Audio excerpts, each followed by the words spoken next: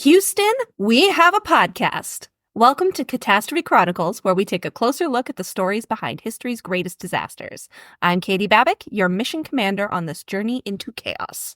And I'm Arin Babbick, the reluctant co-pilot, here to add commentary and occasionally question why anyone would willingly go to space. This week, we're heading into orbit with the ill-fated mission of Apollo 13. It was supposed to be NASA's third moon landing, but instead, it became one of the most dramatic survival stories in history. From exploding oxygen tanks to makeshift air filters and a spacecraft barely holding together, this is the ultimate tale of ingenuity, teamwork, and nerve. We'll dive into what went wrong, how NASA and the astronauts pulled off a miraculous return to Earth, and the lasting impact of Apollo 13 on space exploration. So strap in, because it's going to be a bumpy ride. This is the story of how failure was not an option. In 10, 9, 8... Blast off! Really? Hey guys, welcome back. I'm sorry for our premature space exploration. Made me laugh, though. We're so happy to be back this week. Mm-hmm. We are starting a 3, maybe 4-part series today on space disasters. I'm pretty excited. We're doing Apollo 13 this week. Next week will be Challenger and then Columbia. And I'm debating we may throw in there an episode. It'll probably be like a mini-sode on Russian disasters. Ooh. Which I think they're pretty fun, but there's not as much information, so maybe like a mini-sode on that. I haven't fully decided. But for sure, 3 spacey things because I love them. And I read a great book on the Challenger recently. So this is what's happening now. So I hope everyone had a good week. Ours was pretty mellow, thankfully. Knock on wood. No one got sick. Yeah. Thank God. So I'm feeling pretty good. Yeah. Juncture in life. Hopefully everyone else is having an easy time besides, everyone in the South who froze. Pretty bonkers seeing New Orleans completely under snow cover. That was crazy. And all the people in Florida. My favorite was a video of the streets of the Old Town quarter down in New Orleans, just completely covered in snow. It was at night, and there was a street light that spotlit the middle of an intersection, and they were just, other than a completely empty street, 2 people dancing in the spotlight. Living their best life. It was great. That's what I would do, too, in New Orleans in the snow. I mean, it's a once-in-a-lifetime thing happening down there. Hopefully. We'll see.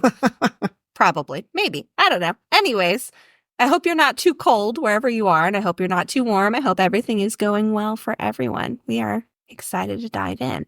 I am still not drinking after the norovirus experience, but Arin has a really fun one this week for you guys if you want to follow along and drink with him. Oh, yeah. Space themed. Yes. You told me. So I found space themed cocktails. And this one here is a space pop. So when you make it, it's supposed to look like those rocket pops that you get from the ice cream truck with the red, white, and blue. Oh, I totally see that. Yeah, it's kind of layered. It is. It's red, white, and blue. Mm-hmm. What's in it? So there's vodka, blue curacao, obviously for the blue. There's a little bit of grenadine. The recipe actually calls for you to make it into grenadine ice cubes. Oh. Which is kind of cool. I just didn't have the time to actually freeze the grenadine before. You can also use maraschino cherries instead. Oh, fun. To give it that red color. But then limeade and Sprite. It's tasty, y'all. Mm-hmm. I tried a sip of it. It's very good. But I'm going to be sticking with my cherry Dr. Pepper when we do this episode. Maybe we'll have a Katie cocktail next week, but for now, I'm still waiting. But that's good. So try it if you are not like me and you're drinking right now. Mm-hmm. So are you ready to dig in? Absolutely. Let's blast off. Do you want to go to space? I mean, figuratively. Let's go to space. The quote this week is, Houston, we have a problem. Of course. Which originated with this disaster, but was actually misquoted in the movie. Oh, yeah? We'll talk about later. So we're going to go ahead and attribute that to the Apollo 13 movie and Tom Hanks. Okay. Because that is where it came from. And so what's the real quote? What did they really say? We're going to get to that. Oh. Do you want me to tell you now? In suspense. It was, Houston, we've had a problem. So very close, but not exactly the same. Okay. Yeah. I like it. So we have in past episodes talked about the Cold War and things like that. So I'm not going to go as deep into the Cold War this week, because if you want a more of a deep dive on that, we have that on the Sabotage in the Skies episode, where we talk about all the different things, but I am going to mention it because it's important. The space race only existed because we were scared of Russia. In 1957, the Soviet Union sent Sputnik up into space. Yeah. And it scared the hell out of everyone because the U.S. had nothing approaching that level of technology. We could not send anything into space yet. And the realization that the United States was so far behind kicked a bunch of stuff into high gear because we were afraid of communism and the USSR and all these other things with good reason. I mean, it wasn't, madcap nonsense, but that's where it started. In Russia, in the Soviet Union, they called their spacefarers cosmonauts. Here in the States, we called them astronauts. Both of those terms mean star sailor. I like that. Yeah, isn't that pretty cool? Space from the very beginning was always something that felt and was fraught with quite a bit of danger. Well, yeah. There were moments throughout the beginning. There wasn't a ton on the state side until we get to the late 1960s and the Apollo 1 fire, which we're going to talk about. But in the Soviet Union, their biggest and first disaster was on the 24th of October, 1960, at the Baikonur Cosmodrome in Soviet Kazakhstan. Okay. So this was called the Nedeline catastrophe or the Nedeline disaster. A prototype of their R-16 intercontinental ballistic missile, big words, was being prepared for a test flight to take it up into space, go do more things with it. However, there was an explosion that occurred during the second stage of the engine igniting, because there's multiple stages of them igniting, blowing everything up, killed an unknown number of people because it's the Soviet Union. They covered it up. They didn't let anyone know that this had happened. We've got an episode like that, too. We're going to have a lot of episodes like that, I'm sure. In Russia, the entire cosmonaut program was military. So most of the people who died in this were military or technicians. Information about it was suppressed up until 1989, which is the first time that Russia even acknowledged that it happened. And they said 54 people died in 1989. So I'm going to go ahead and assume it was more than 54. And it is most definitely the deadliest disaster that has happened in space exploration history. On the American side, American astronauts also felt that space exploration was not the safest thing. They all kind of knew that this was dangerous. And in the early days of NASA in particular, most of the astronauts were pulled from test pilots. So they already had an extraordinarily dangerous job. So being used to danger was just kind of par for the course and part of it. But one quote that really stuck with me, Alan Shepard was the first American to go into space. And when he was asked how he felt about preparing for launch on his Mercury Redstone rocket, which was the very first kind of rocket we sent people up into space with, he pretty infamously replied, "The fact that every part of this ship was built by the lowest bidder." Oh, that hits deep to the core. It covers a lot. I know there's a lot of content creators out there who talk about and joke about or bring to light the phrase military grade not being great. And anyone who's been in the military, when they see a product and they're advertising it as military grade, we're like, nope, not buying that. No way, nope, because it's true. You don't want military grade. Military grade is not good. No, it's not. Unless you're buying the actual plane, and even then. Yeah, I don't know about that. I feel like the bombers have to at least be. Well, so I wasn't in aviation. They have different standards that they have to adhere to. Maybe that's what it is. But maybe we'll get a flyboy on here one time and we'll see. Talk to us. So the space program was split up into a series of smaller programs. In the very beginning, the first space program was called the Mercury program. So there was the Mercury program, and after Mercury, there was Gemini, and then there was Apollo, which is as far as we're going to go in this episode. We're going to go into further programs in the next couple of episodes. Okay. But the first program was the Mercury program, and the very first uncrewed Mercury Redstone launch went swimmingly. Would you like to know what the colloquial nickname for the first Mercury Redstone launch was? What's that? The 4-inch flight. It sounds about right. You gotta trial and error sometimes. And I'm sure this was manned by men, so they all know what 4 inches look like. So anyways, wow. The first flight was meant to just be kind of a test flight, make sure all the rockets work. And what happened was on November 21st, 1960 in Cape Canaveral, Florida, the MR1, which is the Mercury Redstone 1, was trying to take off and do a suborbital space flight. So not quite in orbit around the Earth, but still above where most planes fly. When they lit the rocket to shoot it off, the rocket started to move and then shut itself down almost immediately and thankfully settled right back onto the launch pad in the exact same position. However, it could have gone way worse. I mean, look at SpaceX's stuff. Jettisoned its escape rocket out, and the escape rocket went flying and then deployed its recovery parachutes and came down. I mean, that could have gone a lot worse. And we will talk about when it does go a lot worse. So this was very, it was great that no one died. There was a lot of concern about the rocket falling over because the rocket was still filled with all of its fuel and just sitting on the launch pad with nothing holding it there.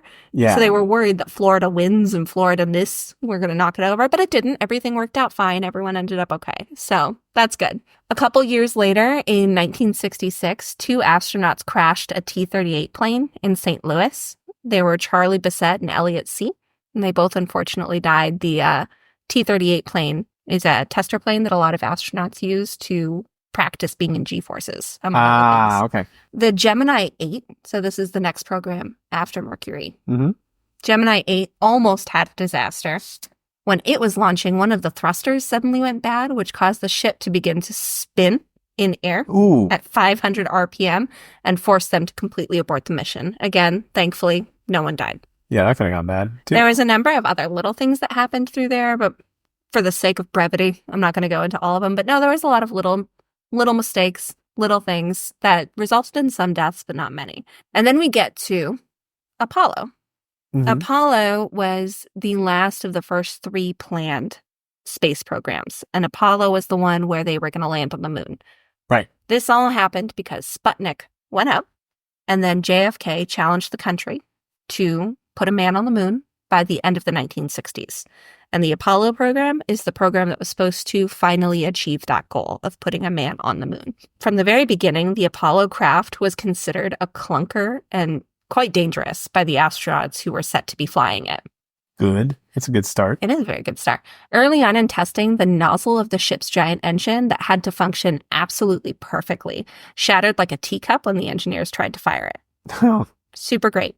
During one of the first splashdown tests, the heat shield of the craft split open entirely, making the craft sink to the bottom of the sea, which not great when you have astronauts in it that need to be rescued. Defeats the purpose. Right. The environmental control system had already logged 200 separate failures. The spacecraft as a whole had logged 20,000 before the first Apollo 1 test. Oof. Super great.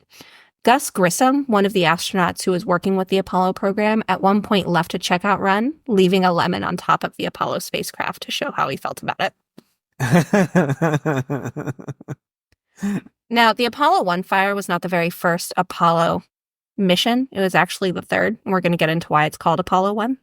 But the day before the Apollo 1 fire, Don Easel was one of the testers who had come in the day before the Apollo 1 fire, and he commented to Gus Grissom, "I don't know, Gus, there's nothing wrong with the ship that I can point to, but it just makes me uncomfortable. Something about it just doesn't ring right." Everyone kind of knew. On top of all of this, there was a lot of complaints about things like the atmosphere in the Apollo was filled with pure oxygen. They didn't do a mix. And oxygen, as we all know, is quite flammable. Super flammable. Now, in the early Mercury missions, the crafts were very, very small. There wasn't a lot of room in there. So the idea of filling it with pure oxygen was both to save space and weight, because doing a mixed atmosphere required a lot more heavy equipment. And in that small of a space, if there was fire, it would burn itself out really quickly.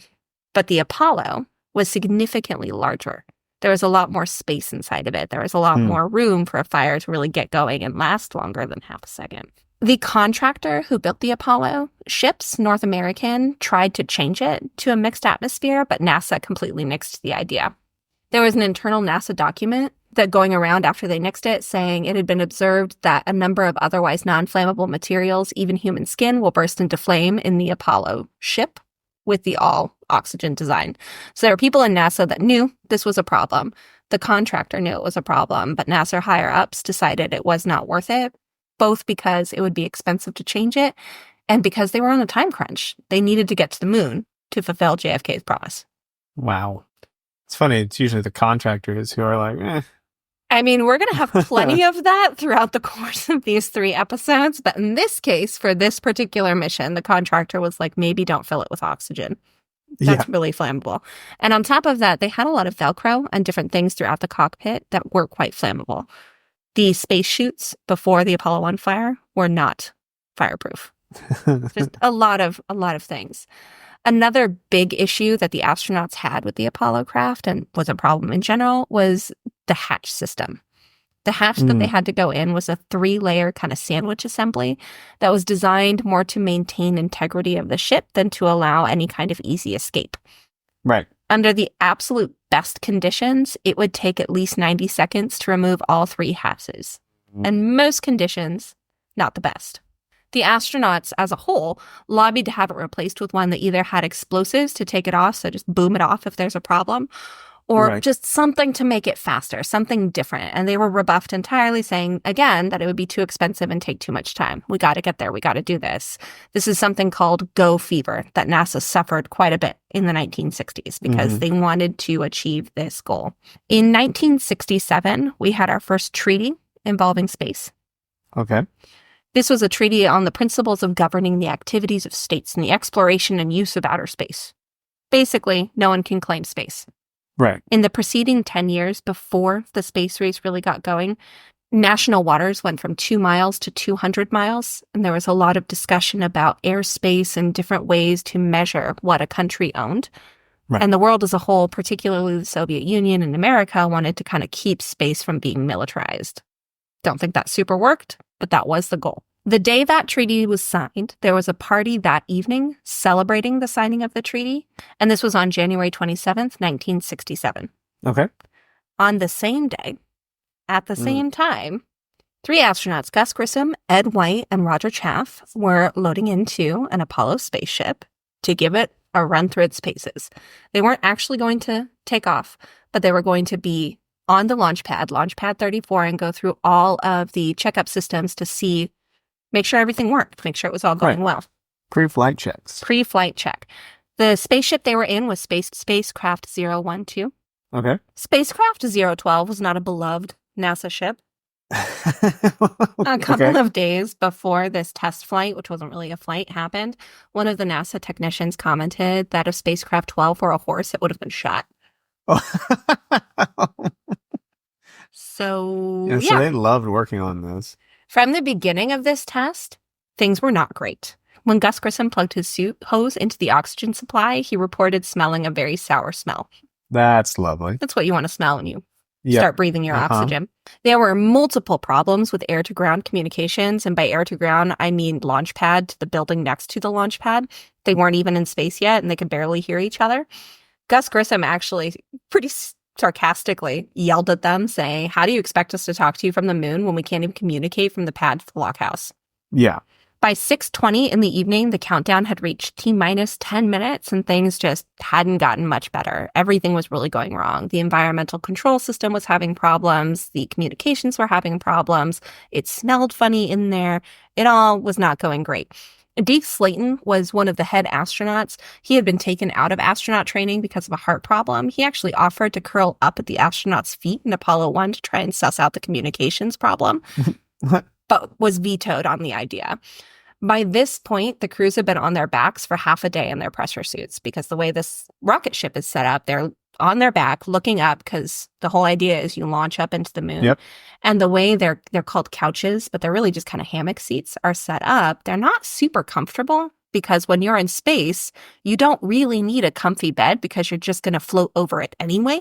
Right. So they're very lightweight and very uncomfortable. And the crew had been just lying there all day trying to figure this stuff out. At 6:31, technicians watching the video monitor of the command module noticed a sudden movement in the hatch window, a shadow that looked like it was moving rapidly. And at the same time, Roger Chaff came over the radio screaming fire in the spacecraft. Oh. Again, pure oxygen. So that tons didn't of take long. Velcro, tons of nylon netting. A lot of the wires were not super well protected. It was a fire hazard. It was hard to see on the monitors and hard to see by the craft, but it was definitely there. The log read, 1831, fire in the cockpit. Griffin tried to dump the spacecraft's atmosphere, since again it was pure oxygen, which sent flames shooting out the side of the craft near the umbilical cord, which connected it to the ground systems, and then the fire started to spread down to the cord below. Oh, God. Technicians at the video monitor now could see flames dancing in the porthole, and they could see a pair of arms fumbling at the command console and at the hatch. Oh. Chaff on the one clear channel shouted, "We're on fire, get us out of here." Technicians rushed in to try and open the hatches while black smoke kept erupting from yet another part of the craft. A vent that was supposed to vent steam started sending out tongues of flame. Someone started shouting, "She's gonna blow," which sent personnel from all over to the ground instead of trying to open up that hatch. The consoles inside Mission Control measured pressure inside the craft at twice that of sea level and the temperature at above 1,400 degrees Fahrenheit, which that was the highest they could detect. Yeah, wow. Apollo 1, at that point, surrendered to the flames, splitting at the seams like an old tire, 14 seconds from the first cry of distress from Chaff. The force of the explosion sent the few people who hadn't already gotten on the floor flying. Sticky molten globules shot from the ship, splattering personnel, charring papers. In Houston, other NASA personnel could see exactly what was going on from their monitors hundreds of miles away and unable to help. 4 men from the building near the explosion ran in to try and get the hatch off again. Apollo 1 may have exploded, but the cockpit itself was still intact, still on fire, and the crew was still inside. Ooh.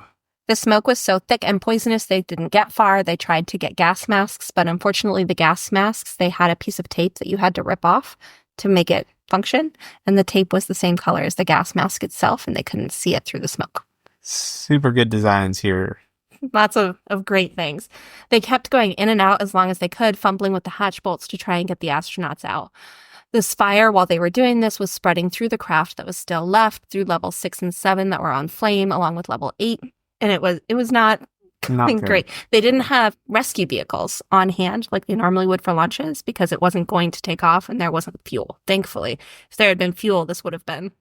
Oh, yeah, I was waiting for that part. There's no fuel because it wasn't meant to take off. So they are able to get the fire out, but it spread 3 levels before they could.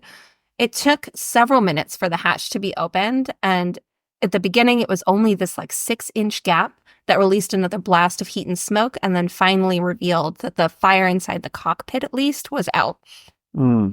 System technician Reese was the first person to appear inside of the charred Apollo. He didn't see any sign of the crew at that point. It wasn't until other workers, including a man named Babbitt, who had led the heroic efforts to open the craft, that they were able to find the crew members inside. Ed White was lying on his back with his arms over his head, reaching towards the hatch, where the hatch had been. Grissom was visible, sterned slightly towards White, reaching for the hatch as well, and Roger Chaff was still strapped into his seat. James Birch of the Cape Kennedy Fire Department arrived 14 minutes after the initial blaze. He crawled into the craft. He actually accidentally stepped on Ed White when he climbed in because he couldn't tell that it was a person.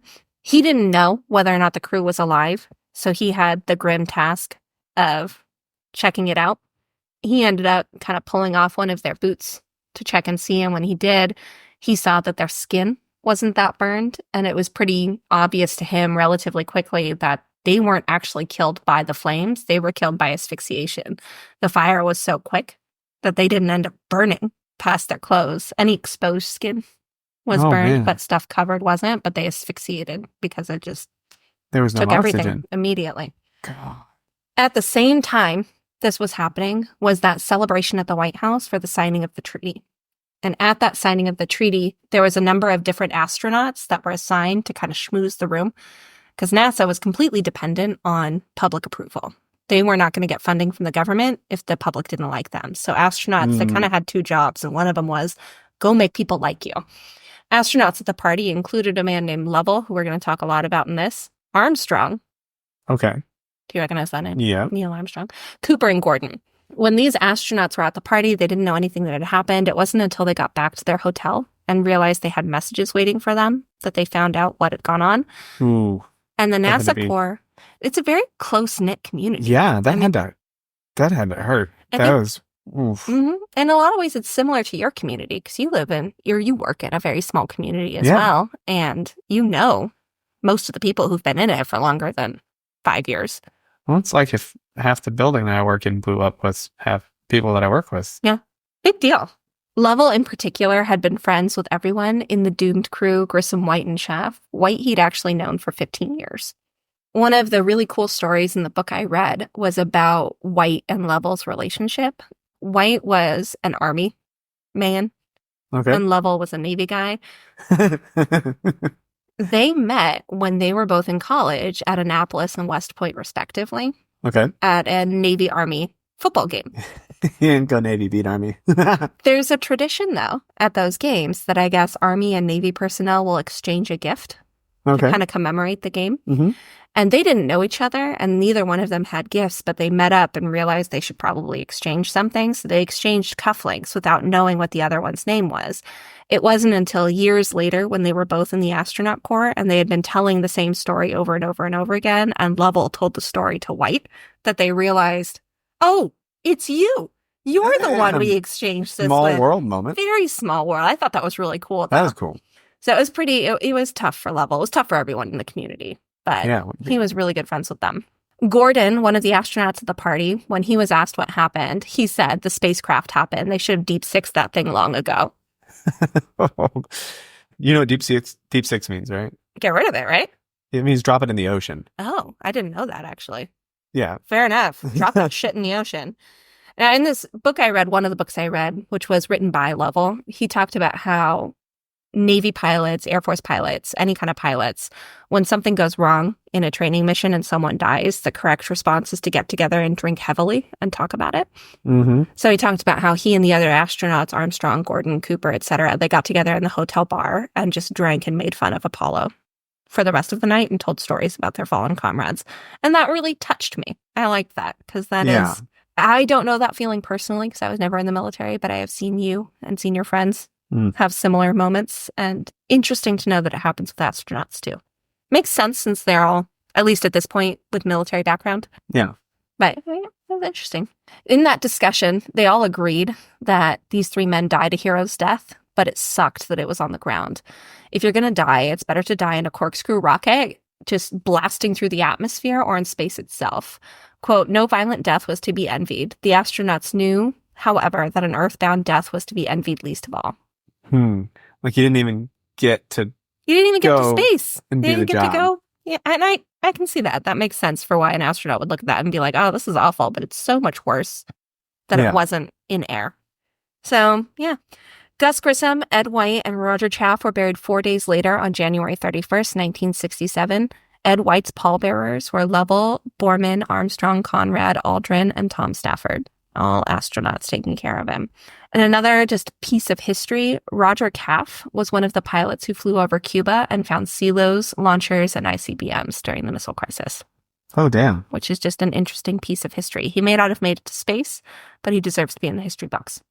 After Apollo 1, I told you I'd tell you why it was Apollo 1. So there was a couple of like pre-launch checks like this before, but this was the most extensive. The three astronauts had been joking before they got on Apollo 1 for this test that this should be named Apollo 1 because it was the first full run-through of the testing. And they just kind of declared that they are now Apollo 1, even though it wasn't the first Apollo mission. And after they died, NASA was like, all right, fine. It can be Apollo 1. So it would have actually been Apollo 3 if we went by chronological order.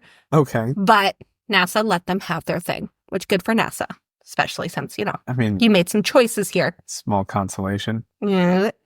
After that, there was supposed to be a number of different Apollo missions. Apollo 7 was supposed to kind of be a shake-up cruise in low Earth orbit to test all of the different changes that they made after Apollo 1. Apollo 8 was supposed to be the time they test drove the command module with the lunar module on it. Apollo 9 was going to be similar to Apollo 8, but going 4,000 miles further to practice reentry techniques. Just, they had a lot of missions planned to test all of these different things before they were going to get to the moon. The earliest they planned on getting to the moon was Apollo 11, but they kind of assumed it might be closer to 13, 14. The way it ended up working out, though, Apollo 11 is the first one that went to the moon with people landing on the moon. Namely, Neil Armstrong, one small step for man, one giant leap for mankind. The Apollo program was scheduled to go to Apollo 20 in theory. It didn't. No. It ended up going to Apollo 17. But it was planned to go all the way to Apollo 20. I can't imagine being the other astronauts in the Apollo program after the Apollo 1 and being like, yeah, I'll get in that rocket again. So after Apollo 1, they did make a number of changes. Well, they would have had to. They really took into account what the astronauts were saying. They changed the wiring so it was better protected. They changed the atmosphere inside of it from pure oxygen to both. They made extensive changes. And I can see why they agreed after those changes, because before... Yeah, they already knew it was a disaster waiting to happen. They just turned it on and killed 3 people. Yeah. But with the changes, it became significantly safer. So there's that. Okay. You know, I don't know. There's that. The astronauts really did get basically everything they had been asking for. A gas-operated hatch that could be opened in 3 seconds, upgraded fireproof wiring, non-flammable beta cloth in the spacesuits and all fabric surfaces, replacing the 100% oxygen atmosphere with 60-40 nitrogen. One of the leading astronauts on it was a man named Shreya, and he was cantankerous and angry and took no bullshit and was just not going to play games. When he was asked about why he was so fussy about all of the changes and why he was so pushy, he said, "We all just spent a year wearing black armbands for 3 very good men. I'll be damned if anybody's going to spend the next year wearing one for me." Fuck yeah. Damn. That's right. Right. And this was all getting a lot of attention in the press, good attention. NASA kind of fucked up with the way they PR'd public relations after Apollo 1 initially. They didn't let the press in. They just shut everything down and responded with, we're gonna look into it. We'll let you know. And that led to a lot of just not great public. They backtracked it though. Yeah, being super secretive like that doesn't work out well. No, go figure. They started to change it though, because they realized that being secretive like that wasn't working for them. But by the time they started to do that, other things were really starting to change in the world as well. NASA may have been determined to meet JFK's promise, but new presidents weren't as into it. Johnson was, but Nixon wasn't really. Right. Nixon didn't super love the space program. And they realized that they really had to slow all of this down from that breathless gallop to like, let's trot. We'll make it, but we don't need to make it early. Yeah. We need to be careful. We need to make sure the public likes us and is listening to us. We need to not piss off the president. And it changed things in a good way, I think. By the summer of 1968, Apollo 7's lunar module arrived in Cape Kennedy, ready to go up into space to be tested out. And it was a hot mess. There were some glitches expected, but not this many. However, at about the same time, the CIA found out that the Soviets had a plan to fly around the moon that year. And if we had learned anything at that point, if the Soviets say they might try it, they're probably going to do it. Because up until that point, they really still were quite far ahead of the United States technologically. So they were going to push this. They were going to push it hard. And the lunar module, while still important to be safe, is not as important as the command module. Okay. Take that for what it's worth. They did make changes. They did try and upgrade it. But they ultimately decided that they were going to kind of shift around where the missions were. Apollo 7, instead of bringing up the lunar module, spent 11 days in space, orbiting the Earth. And then Apollo 8 got sent out a little bit early. It got sent out in December instead of the following April with the lunar module to orbit the moon instead of to just test the lunar module. Lovell was on the Apollo 8 mission, and I really loved the way he talked about this particular mission, which is the main reason I bring it up. Okay. Because he was supposed to go, like I said, in April, but was going to get to go in December and be one of the first people to orbit the moon. And he wrote about himself, Lovell, for one, had been delighted with this development in the book. And I love it so much. He wrote the book. He wrote it like that. That's awesome. Everything he writes about himself in the book is from the third person. And it makes me so happy because he describes his emotions so like, it's so placid, but also just you can feel the nerd joy in it. It brings me joy. Okay. So on December 21st, 1968, Apollo 8 launched off at 7:51 and went to orbit the moon. This was one of the smoothest rides any astronaut had experienced. On top of the changes they made to the command module, they also changed the rocket that they were using. So instead of blasting off into space essentially on a ballistic missile, they had a rocket that was designed to take human beings into space. Because the Mercury and Gemini programs, I mean, it was effectively a ballistic missile, and they put astronauts in the nose cone. Yep. Like, But Apollo was not like that. So this was a much smoother ride, and Lovell was very grateful, and the other astronauts were very grateful for it. I enjoyed reading about how when astronauts were in space on the Apollo, Gemini, and Mercury missions, Houston would actually read them the newspaper every day. Oh, okay. So he talked a lot about that kind of stuff. While he was in orbit taking pictures of it, he found a new mountain on the moon and named it after his wife, Mount Marilyn. And on Christmas Eve, Lovell told Houston that there is in fact a Santa Claus. And you know what? That. He would know. He would know. So you heard it here. An astronaut says Santa Claus is real, and I believe him. Fight me. So then there were 2 more flights after that before Apollo 11, where the lucky astronauts, including Neil Armstrong, would finally land on the moon. After Apollo 11, there were 9 more planned lunar landings.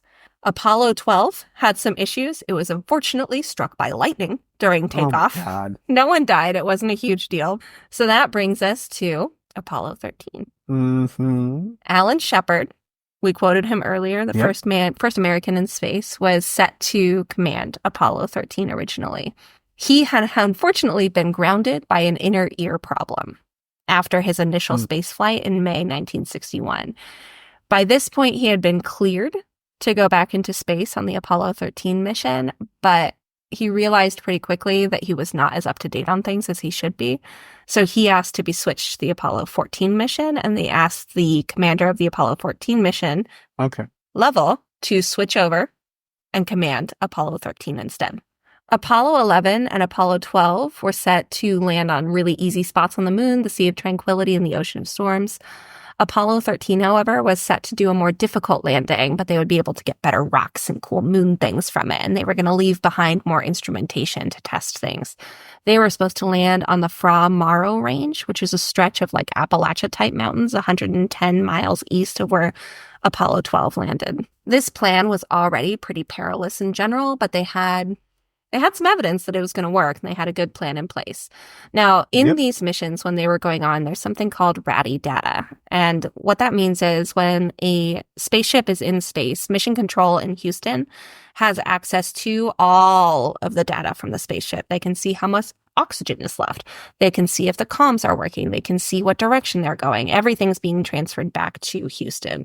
However, in particularly difficult parts of the mission, like when you are launching into space, when you're going kind of to the backside of the moon, when you're going through these more difficult phases, sometimes the data can look wonky, but it's not actually wonky. It just looks it for a few seconds. And that can be really difficult for people on the ground. Because is it a real problem? Is it not a real problem? Should we be doing something about this? Or will it clear up in a few seconds? Now, during training simulations, there was one training exercise where the cabin depressurized and the crew missed it, assuming that it was just this ratty data that was going on. They decided to try out, after they figured out that they had screwed it up, a long shot tactic that they had worked out where the lunar module reattached itself to the command ship and served as a lifeboat. So something happens to the command module and they go into the lunar module and use it as a lifeboat instead. Right, because they ran drill after drill after drill, scenario after scenario after scenario. Like they looked for what could go wrong. Yeah, tried to think of what could go wrong and how would we... And when they missed, during a training simulation, a problem with the command module because of ratty data, they came up with this new plan on how to deal with if the cabin depressurizes. So the idea was go into the lunar module for as long as you needed to. And then when it was time to re-enter the Earth's atmosphere, get the command module as best you can back together and go into that to land after jettisoning the lunar module. Right. Very difficult thing, very unlikely to be needed, but they practiced it. And I think we're going to need it here real soon. Yep. Better to need it and not, or have it not need it than to need it and not have it, right? Yeah. On a random historical footnote, I don't know why I put it here in my notes, but it's important. In the spring of 1970, the Beatles broke up. So while all this is happening, the Beatles are breaking up, and it's very sad. Wow. So most of the public interest was in the number of this mission. By this point, we'd already had 2 lunar landings. People were not as interested in the moon anymore. Yeah, the spectacle was, been there, done that. But they were very concerned about the idea of a ship with the number 13. The number 13 is extremely unlucky in most Western civilizations, and NASA took great pride in the idea that they were going to, uncurse the number 13. Yeah, this is like, she's unsinkable. They were so proud of it, they set it to lift off at 13:13 Houston time. God damn it. There was a number of conspiracy theories around it in general. It was set to take off on April 11th, 1970. And there were people going look, if you had a 4, 2 1s, a 7, and a 0, you get 13. This is all going to go awful.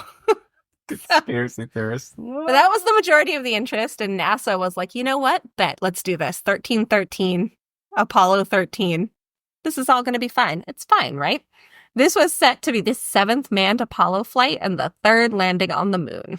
We've already done it. What could go wrong? We got it. It's fine. It's fine. We'll just land on this scarier spot and everything will go well. I mean, I get it. You push the boundaries, push the envelope. What can we do now? We've done this. What can we do further? I get that advancement. That makes sense. I like the idea of advancement. And I think when it comes to space exploration, that's so much better than, the whole manifest destiny or colonialism. Yeah. It's just space. Go explore things, find things out. Please don't leave trash on the moon. But other than that, have fun. We're good. At age 42, Lovell was the most traveled astronaut in the world at this point when he joined the Apollo 13 mission. He had already had 3 missions and 572 spaceflight hours under his belt. Damn. That's a lot. Yeah. Lovell participated in Apollo 8. We talked about that already, which is the first mission to circle the moon. And he also flew 2 Gemini missions, including a 14-day endurance run. Also on the flight was 36-year-old Fred Hayes. He served... That guy is a pioneer. Very much a pioneer. Damn. Very, very cool astronaut. And it's sad to me that his name isn't more widely known because he's a really incredible dude. Yeah. So guys, we love Lovell. He's amazing.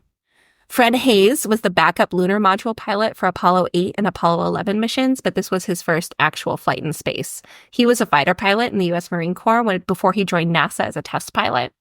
He was selected for the manned space program in 1966 at the same time as Swigert, who's the other astronaut on this mission. Okay. And Apollo 13 was both he and Swigert's first flight into space. First and only flight into space. Yeah. Prep for the flight went flawlessly until 7 days before the mission. Charlie Dirk got the measles from his kids. That's right. I knew something happened to keep one of them from going. I was remembering that. Mm-hmm. Yep, he got the measles. He was a NASA technician and he exposed everyone on the team. A man named Mattingly was supposed to be there in Swigert's position, but both Hayes and Lovell had immunity from the measles. Maddington didn't. So they took him off the mission and replaced him with Swigert 7 days before it was set to take off. Apollo 13 was Swigert's first trip to space at 38. He'd been part of the support crew for Apollo 7 and was initially Apollo 13's backup command module pilot, but he wasn't fully certified. So he had to go through a ton of certification and he was not fully certified until 48 hours before liftoff. This is not to take away from this man at all. He worked hard and what he did on this flight was amazing, but it was definitely it was a lot of work to get that stuff together. That kind of shift in those personnel replacements and whatnot, it's not on the personnel themselves. No, I just want to be clear because I feel like the way I said that almost sounded like, look, he's not very well trained. That's not it at all. No. I just want to clarify for my own sanity. One of the things I really enjoyed about him, though, is he intentionally didn't file his taxes. They were due on April 15th, and he was going to space. And when he realized he was going to space, he was like, you know what? Fuck it. I'll do my taxes later. What are they going to do? I'm in space. Yeah, come get me. Come get me, bro. What do you want? Which, they kind of did. So, wow. On another side note, Lovell was actually stationed at Oceana for a while in the 60s before he became a part of NASA. No shit. And he and his wife, Marilyn, are classic Hampton Roads haters. They were so happy when they left the area. They were in Tax River and then over here in Oceana, and then they went over to San Francisco when he joined. That's funny. I thought it was hilarious that he was he described his wife when they got orders out of Hampton Roads and how happy she was and whooping and cheering. It's like, aw. I drive by Oceana every day. I love Virginia Beach. It'd be nice. I love it here. Anyway. It's changed a lot. Let's be honest. I don't know, this is kind of the most hated duty station for the Navy. I swear every single Facebook group Not about Guam? Navy is like, no, people love Guam. I mean, not everyone loves Guam, but there are a lot of people that love Guam. Anyways. Moving on. The flight took off as planned on April 11th at 13:13 Houston time, American's 23rd space flight. And it's all gonna go fine. Oh, yeah, everything's fine. The command module on Apollo 13 was named Odyssey. The lunar module was named Aquarius. Lovell named both of them. He did not name it Aquarius after the musical Hair, despite many people thinking that he did. I'm asking him whether or not he did, because Hair had come out right before that. In the book, he talked about how he'd never seen the musical, and he still had no intention to, even this many years later. And that is not why he named it. You really should read the book, because it's so... I don't know if it's intentionally meant to be funny, but the way he describes things is just... It's awesome. Funny. It's super funny. That's awesome. He didn't name it after the musical. He named it after the Egyptian mythological Aquarius, who was a god who brought fertility and knowledge to the Nile River. He named the command module Odyssey because, well, he liked the name, and the name meant a long voyage marked by many changes of fortune. He was hoping the second part of that definition would not apply. Unfortunately, he was wrong. The command module on the Apollo was 11 feet tall with a 13-foot diameter, very roomy compared to the Mercury and Gemini missions. The lunar module was only 7 feet 8 inches, a sideways cylinder with only 2 tiny triangular windows and 2 tiny instrument panels. It was designed for 2 men for up to 2 days. On April 13th. Yep. 13. 55 hours after blastoff, there was a bang whoop shudder that shook the ship pretty dramatically. It wasn't 33 hours after. At least it wasn't 13 hours after.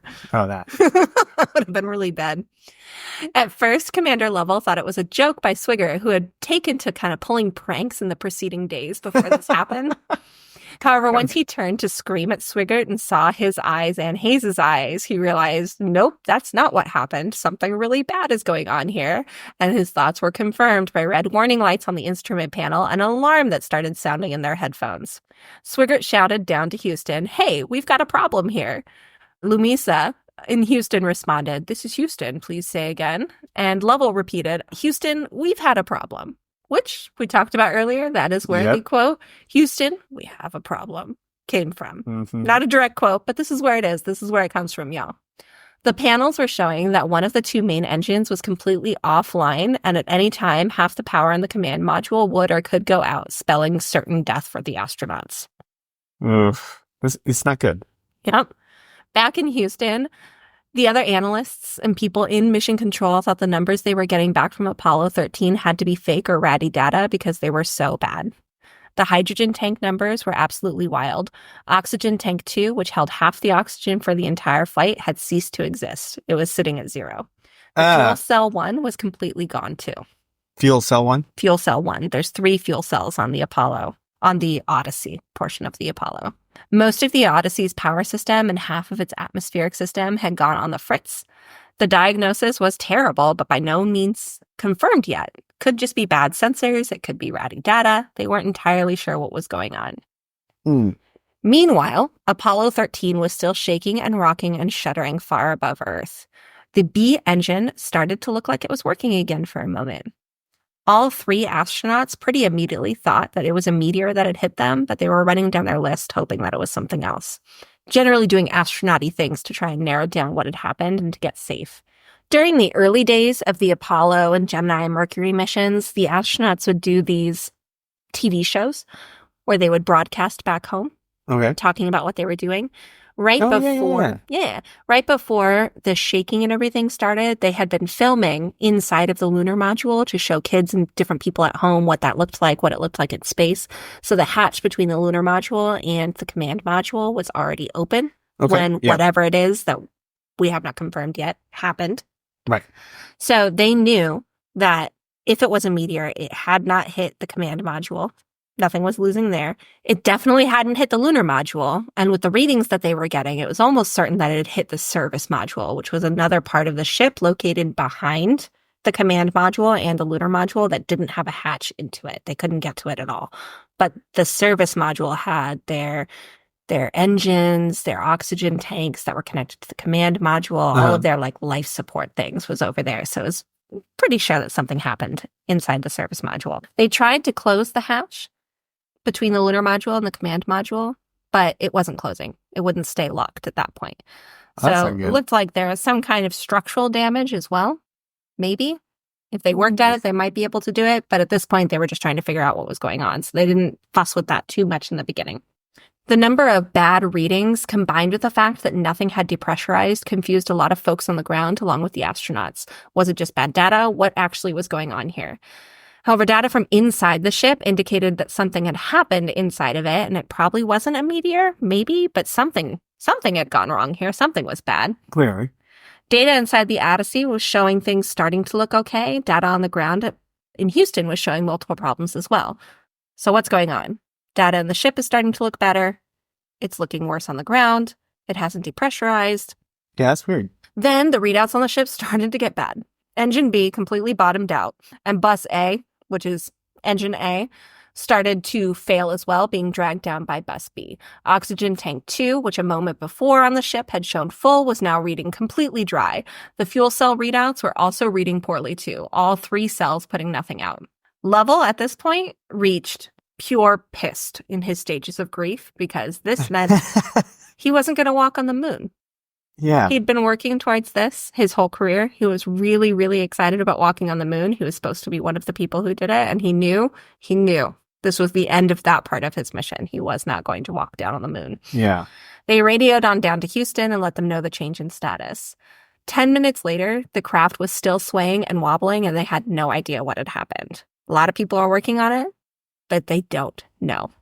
Every single wobble, thrusters would try and fire to correct and stabilize, and each time the ship would lurch and cycle would repeat over and over. So That's not good. They're thankfully in zero gravity. Mm-hmm. So it's a bit less jolting, but it's still not good. Being able to figure out that stuff was not going well. At this point, Lovell decided, I'm going to go ahead and try and look out the window and see if I can see anything. Because they had been using all their instrument monitors. Right. They had very small windows, so the likelihood of being able to figure it out from the window that wasn't pointed at the back of the ship was slim to none. But he said he'd go try it. And when he did, he immediately saw a thin white gassy cloud all around his craft, which was starting to crystallize quickly and spreading behind them in the path in which they'd come. Yeah. He knew he was in deep shit. Yeah, that's oxygen venting. Something's venting. He radioed down to Houston. It looks to me that we are venting something. We're venting something into space. Like you said, it's a good bet that it was oxygen, with the empty oxygen tank and the other tank starting to now go down as well. Right, and a white cloud that'd be crystallized. Mm-hmm. The frozen water. I mean, it could be any number of things from inside of a ship, but it's some kind of gas. It's freezing as it hits. The void. This void of space, yeah. So something is venting, and that's not good. And that venting is also why the ship is shaking, because it's knocking it off course and then getting put back on course by the thrusters. However, at that moment, they weren't in any immediate and present danger. Fuel cell 2 was working, and 1 oxygen tank was working, albeit starting to go down faster than it probably should. No.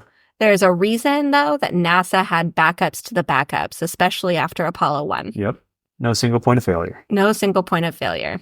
With oxygen tanks starting to run low faster, the ship would still have air and electricity from 1 small trio of batteries and a small oxygen tank in the lunar module, along with a small oxygen tank that was inside of the command module. The stuff inside the command module was intended for use at the end of flight when the command module completely separated from the service module on re-entry. Yeah. Because when they re-enter, they disconnect. Kick off the service module, they kick off the lunar module, so there's a little bit of oxygen and batteries inside the command module for that, and then there's some stuff inside of the lunar module for the actual moon landing. Okay.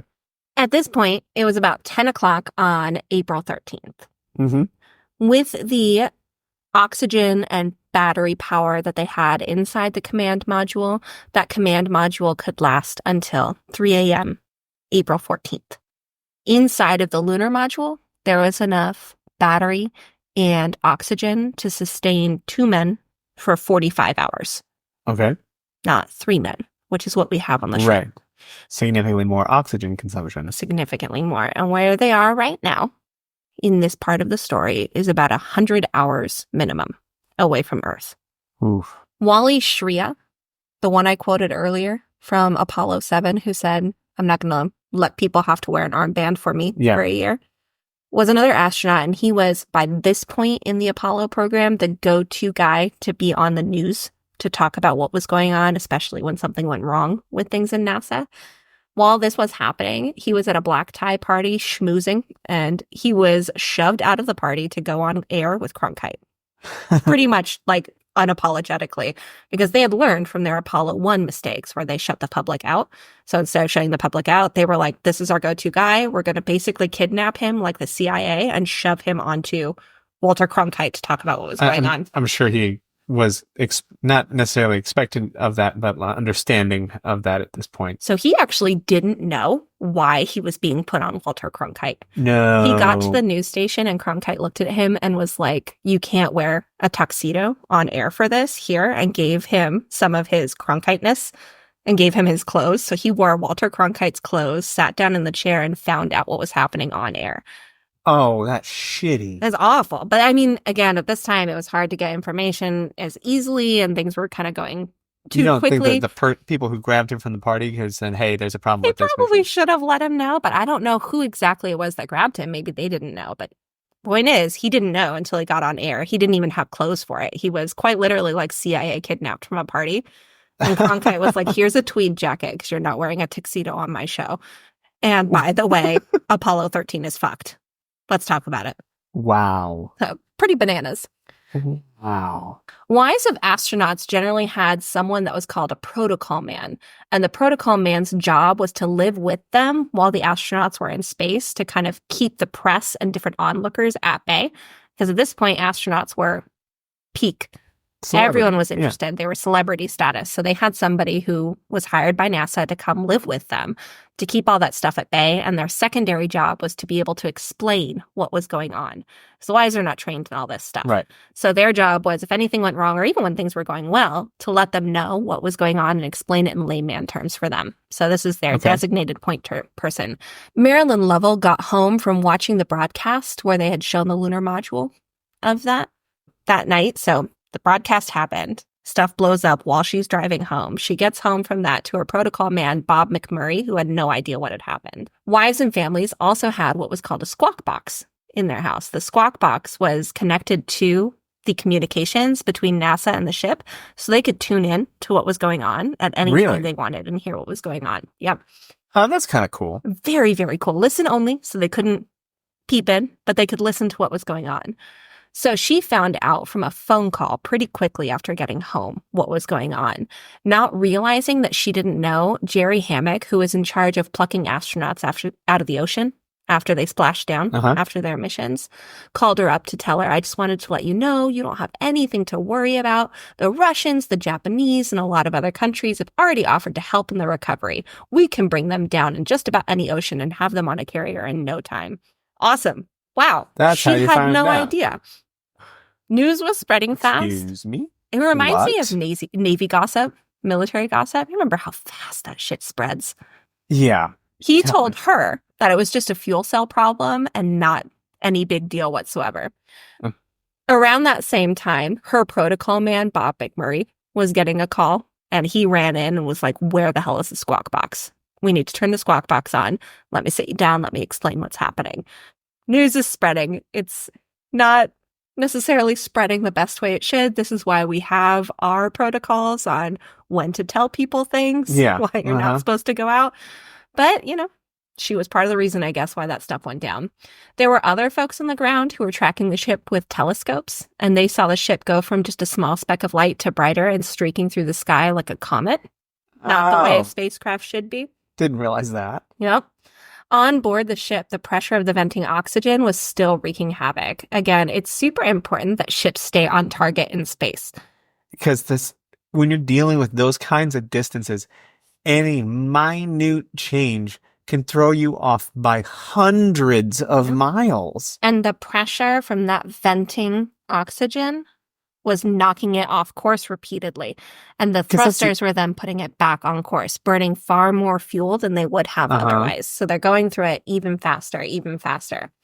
At this point, Lovell decides he's going to go ahead and take manual control and try and get this under control so that they can actually get home. The navigation system on the ship depended on the ship staying relatively stable. If it got too unstable and jolted too far and moved in the wrong directions, it could actually lock the navigational system entirely and make them lose complete access to where they were in space. Oh, God. So keeping it relatively level was extraordinarily important, because not only is it not great to get off course, if you get too much jolting, you don't know where your course is. So getting back on it's never going to happen. Yeah. Okay. That's a weird feature. I don't totally understand the science behind it, but this is the way it was. Oxygen tank 1 was losing close to a pound a minute. Fuel cells 1 and 3 were gone, and 2 was starting to die. So Mission Control told them to start powering down systems to 20% of the power they had been using. The astronauts knew this flight was doomed, but Houston hadn't fully realized it yet, and were still trying to do what they could to save the mission. Power it down. It'll be fine. Just slow down a bit.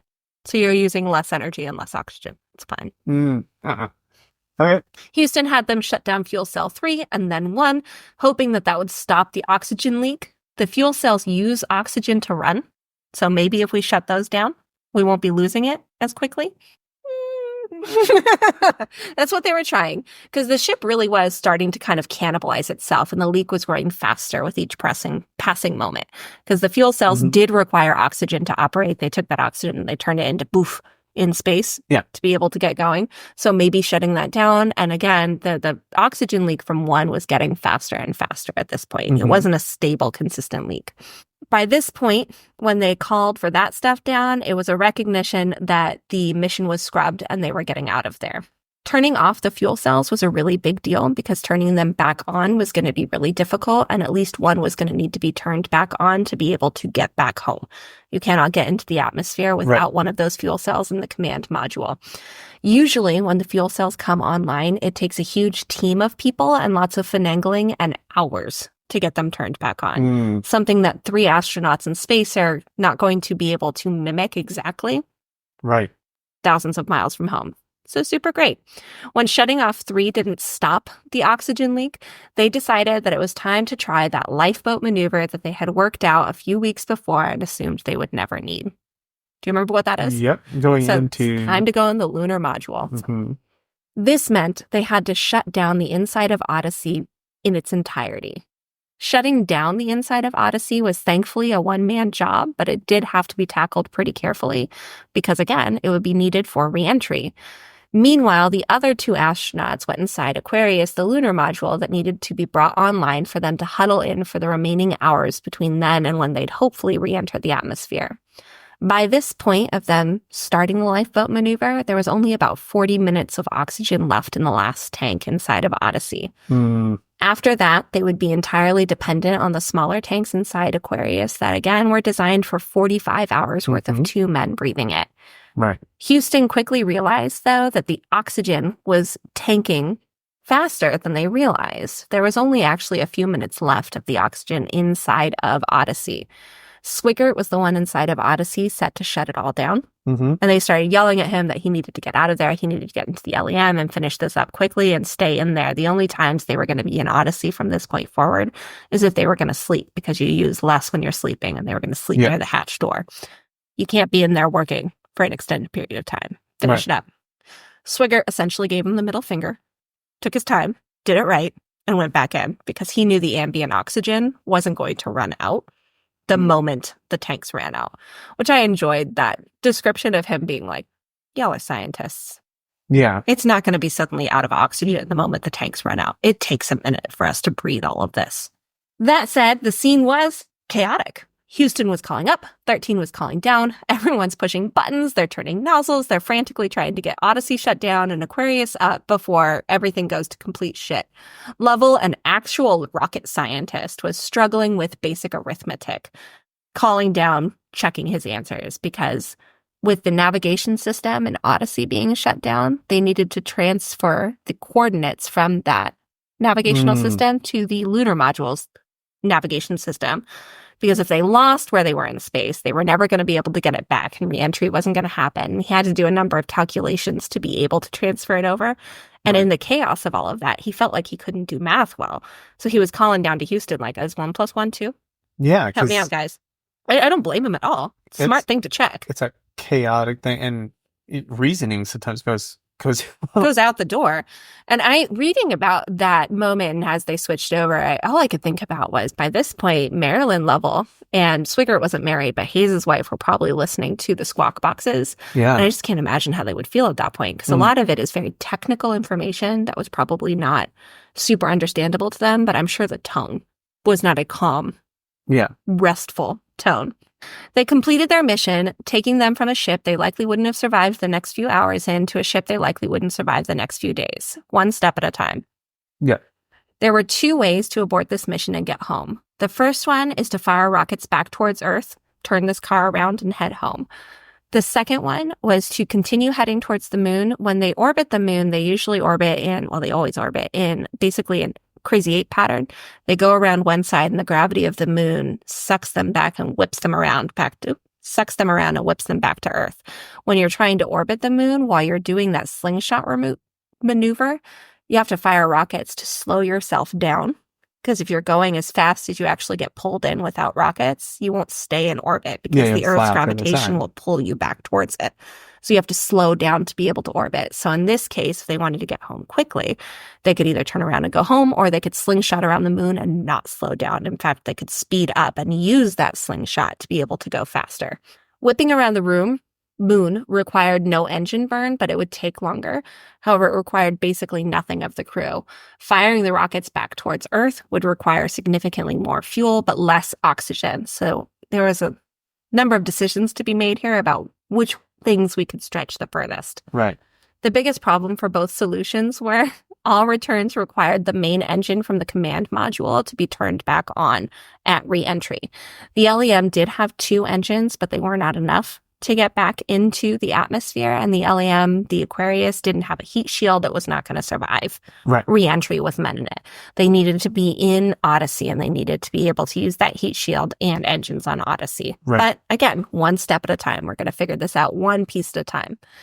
In Houston, the panels tracking Odyssey were completely dead, and the hubbub was all around the Aquarius consoles. The original team that had been on when this had happened were off work, but no one left. Basically, everyone who could be in mission control was there. And the work on figuring out how to get home on limited fuel and limited oxygen began, along with figuring out what ships were in what seas that could be utilized to collect the astronauts once they got home, assuming they did. They ultimately decided to try burning a bit of fuel to slingshot around the moon faster instead of turning the ship around and going home. So now we've got the first step of the plan. We're going to do a little bit of a burn to hit that slingshot a little bit faster and hopefully speed up a little bit more. It's because it would use too much fuel to just turn the ship around? There's a couple of different reasons. One of the big ones was it would use too much fuel to turn it around, and they needed what little fuel was left for re-entry. Right, because they might burn too much fuel and turning around and not have enough for re-entry? Yes. Yeah, okay. And they would need some fuel for the slingshot maneuver, but less for the slingshot maneuver. So they ultimately decided they could probably conserve oxygen better than they could conserve the fuel that was there, which makes sense. In order to burn the fuel, you also have to burn the oxygen. Right. Inside of Aquarius, where the astronauts were, the temperature was falling. The hatch between Aquarius and Odyssey could not close all the way still, or at least not easily, and their collective breath was condensing on everything, making it wet and cold and miserable. Debris from the likely explosion was all around the ship and traveling with them. They still needed to fully align their navigation, and in order to do that, they needed to be able to see the stars, which they couldn't through the debris field. They had transferred over the navigational information from Odyssey to Aquarius, but they needed to check and make sure they were on the right spot, that they had done it correctly. In order to do that, they needed to be able to see the stars. And they couldn't through the debris field. Okay. Even a small miscalculation in where they were for their trajectory could spell splattering on the moon's surface, going the completely wrong direction, just horrible things that we don't want to think about or deal with. On top of that, trying to maneuver the lunar module didn't act like it did in the simulators that they had all trained on. That's because when they trained on the LEM, the Aquarius, and simulators, it was not attached to the command module and the service module. So they had not practiced flying it attached to these other things. The lunar module had a few little thrusters on it so that it could adjust and so they could burn and get a little bit more speed, but it just didn't fly the way they expected it to. So that navigation was super, super important. The press had access to squawk boxes as well. Oh, wow. Ever since Apollo 11, they had done everything they could to keep the press as involved as possible because they learned from their mistakes, which is something you can say for NASA over and over and over again. Do the press still have squawk boxes? I don't know if they still do. Or an equivalent? I don't know. I would imagine they still have an equivalent, but at this point in 1970 for this mission, they did have the squawk box. Okay. And by this point, they knew what was going on, so they were listening to the squawk boxes. So when the crew accidentally flipped on their mic while trying to right the ship, press heard the full chaos of everything that was going on. Lots of cursing. Lots. Well, it actually wasn't. So you were not allowed to curse while the squawk box was on, because at this point, all astronauts were really just kind of like white, upstanding men. Yeah. They were church-going military guys, and they wanted to maintain that aura. Yeah. There was one astronaut, I forget the name, who said something like son of a bitch over the squawk box. Every other astronaut got a distinguished Medal of Honor of some sort, and he got like a downgraded one because of that, which was rectified in, I think it was 2008. He ended up getting a posthumous, whatever it is. Posthumous Distinguished Medal of Honor. But I thought that was interesting that because he said son of a bitch or something like that. Anyways, so they're not allowed to curse, but they had it on, and the press could hear all of this chaos going on. Oh, I wrote it down. One astronaut accidentally uttered a son of a bitch one time, and it was a whole kerfuffle. His name was Gene Cernan on Apollo 10. You're welcome.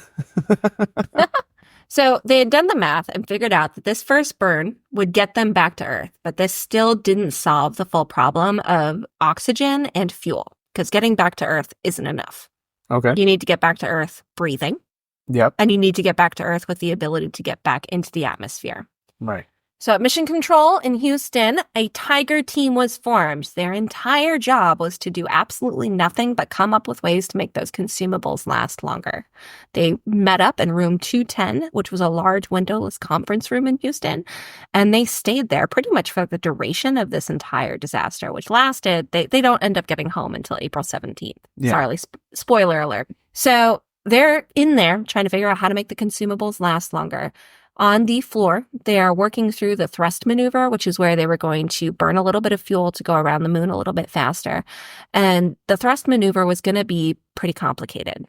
Yeah. They didn't know for sure that they had their navigation correct. They didn't have a good way to test where their navigation was. And what are you going to do? Can't figure this out. So they decided to go ahead and give it a try, and thankfully, it worked. They were going to swing around the moon with enough force in the right direction to be able to get home. Mm-hmm. Fantastic. We're starting to get some good news here. Didn't they kind of like fly it by feel on this one? In a lot of ways they did. There's a ton of... This episode would be 16 hours long if I went through all of the technical details. Sure. Probably longer. They did a lot of work. Like for the navigation system, they weren't able to completely figure it out, but they were able to, they realized they didn't necessarily need to use every star. They could just use our star, the sun. And they had Level and Hayes plug into the system saying, we want you to turn this ship to look at the sun. And they knew if the ship turned and saw the sun, that the navigation was probably about on point. And if it pointed, somewhere random else in the universe, their navigation definitely isn't on point.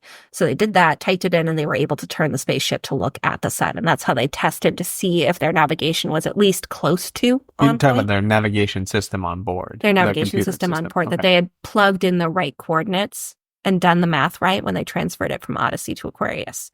And lots of little jury-rigged things like that where they figured things out. And there's so much teamwork and amazingness that happens throughout the story that I love. It's a good one to start with before we get to really awful things next week.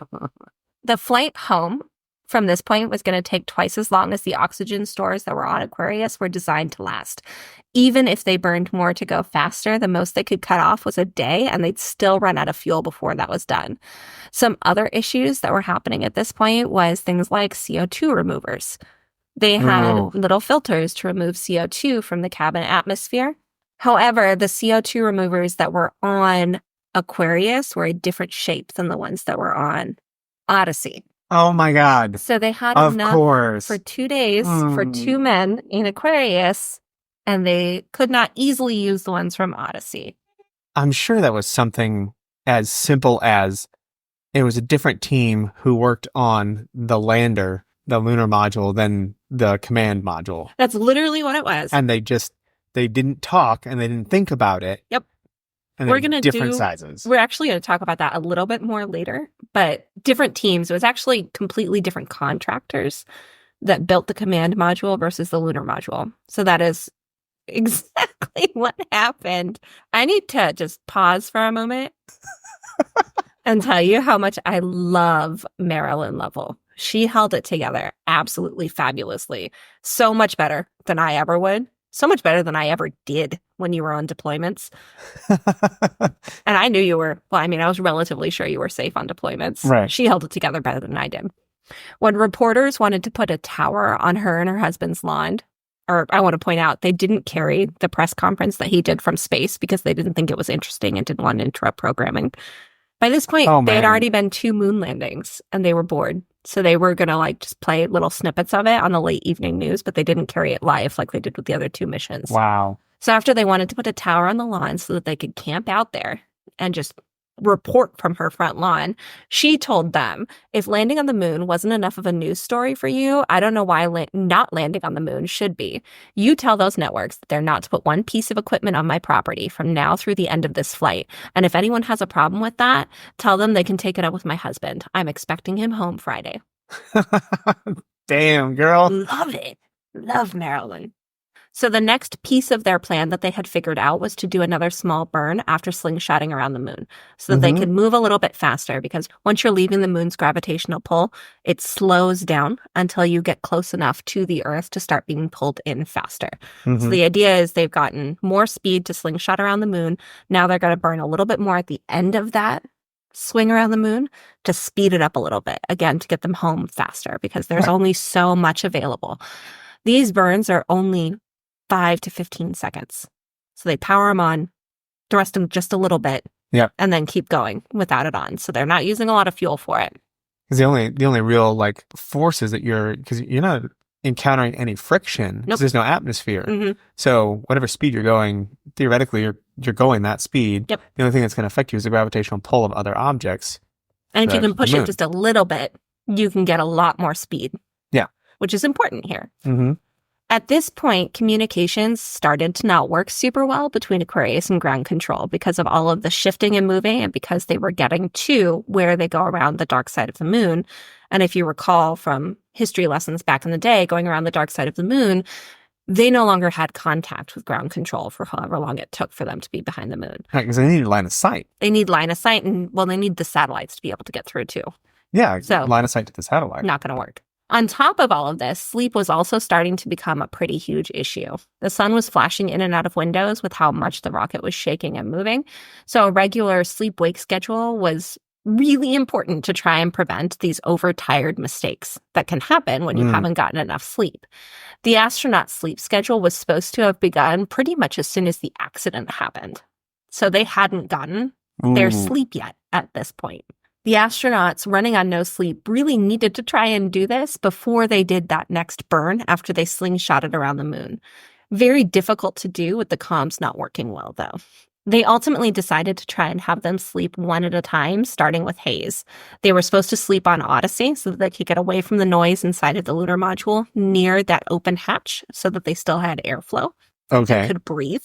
Unfortunately, once he arrived into Odyssey, though, it was blisteringly cold. The oxygen was rising enough for him to be able to breathe in there, but it was so cold he couldn't sleep. It was nearly below freezing because they didn't have heat. Yeah, they turned off all the systems. And we're in space. It's cold as shit. The Aquarius spacefarers were definitely starting to get more spicy with ground control at this point, both because their ground control doesn't have a solid plan yet. They've got pieces of a plan, and they're starting to come up with ways that they can handle this, but they don't have a solid plan, and they're running on no sleep. And in peril. And they're in peril. Yes. Real peril.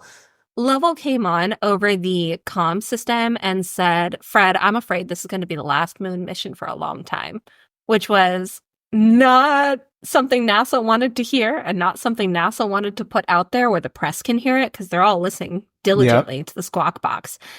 It did not go over well with NASA control, which, fuck them. Right, exactly. But he said it because he was spicy, and I thought that was interesting. So back at home in Houston, NASA was really starting to go through 3 options on what they wanted to do to try and get these boys home. Option 1 was going to be a super fast burn after that initial burn that they were talking about doing. They were going to do the burn after the slingshot around the moon. After that one, option 1 was doing a super fast burn. Tons of fuel, go as fast as you can, get home as quickly as possible. Yes. This burn would have them landing in the Atlantic Ocean, which unfortunately there was absolutely no friendly Navy ships in at that point, and it would be difficult to get them there by the time they landed in the ocean. Right, because you have to factor in all the calculations, the rotation of the Earth. Yep. Where it's at in its orbit around the sun, all that. Just all that. There's so many moving pieces here. This is ridiculous. This one also would have them entering at a steeper angle, meaning the heat shield would be even more important. The heat shield's important all the time. Yes. And there was some risk that the heat shield had been damaged. So putting extra pressure on the heat shield when you don't know what it looks like, because no one can go out and look at it, is concerning. This would get them home before consumables like oxygen ran out if they shut down everything. Okay, so that's option 1. That's option 1. Option 2 is a slightly slower burn, conserving some fuel so that they could course correct as needed if they needed to course correct. It would only add a few extra hours to the transit time. It would present a different face of the spacecraft, which would solve the worst of the heat shield problem because the part of the heat shield they were worried about was near the side where oxygen tank 2 was. Okay. The other side of it, they would be able to enter with that side going in, and it would solve some of that problem, and it would also land them in the Pacific Ocean where there was a number of ships who could come and get them. Sounds like the overall better option. Yep. Both of those options would require them to jettison the service module before they got home, meaning NASA wouldn't be able to look at it. The service module wouldn't land in the ocean or somewhere on Earth. It would be out in space floating. Okay. And they wanted to be able to look at the service module to find out what happened so that it wouldn't happen again. Yeah. That's not a bad reason. It's not bad. So option 3. Option 3 was the slowest burn, getting them home the latest.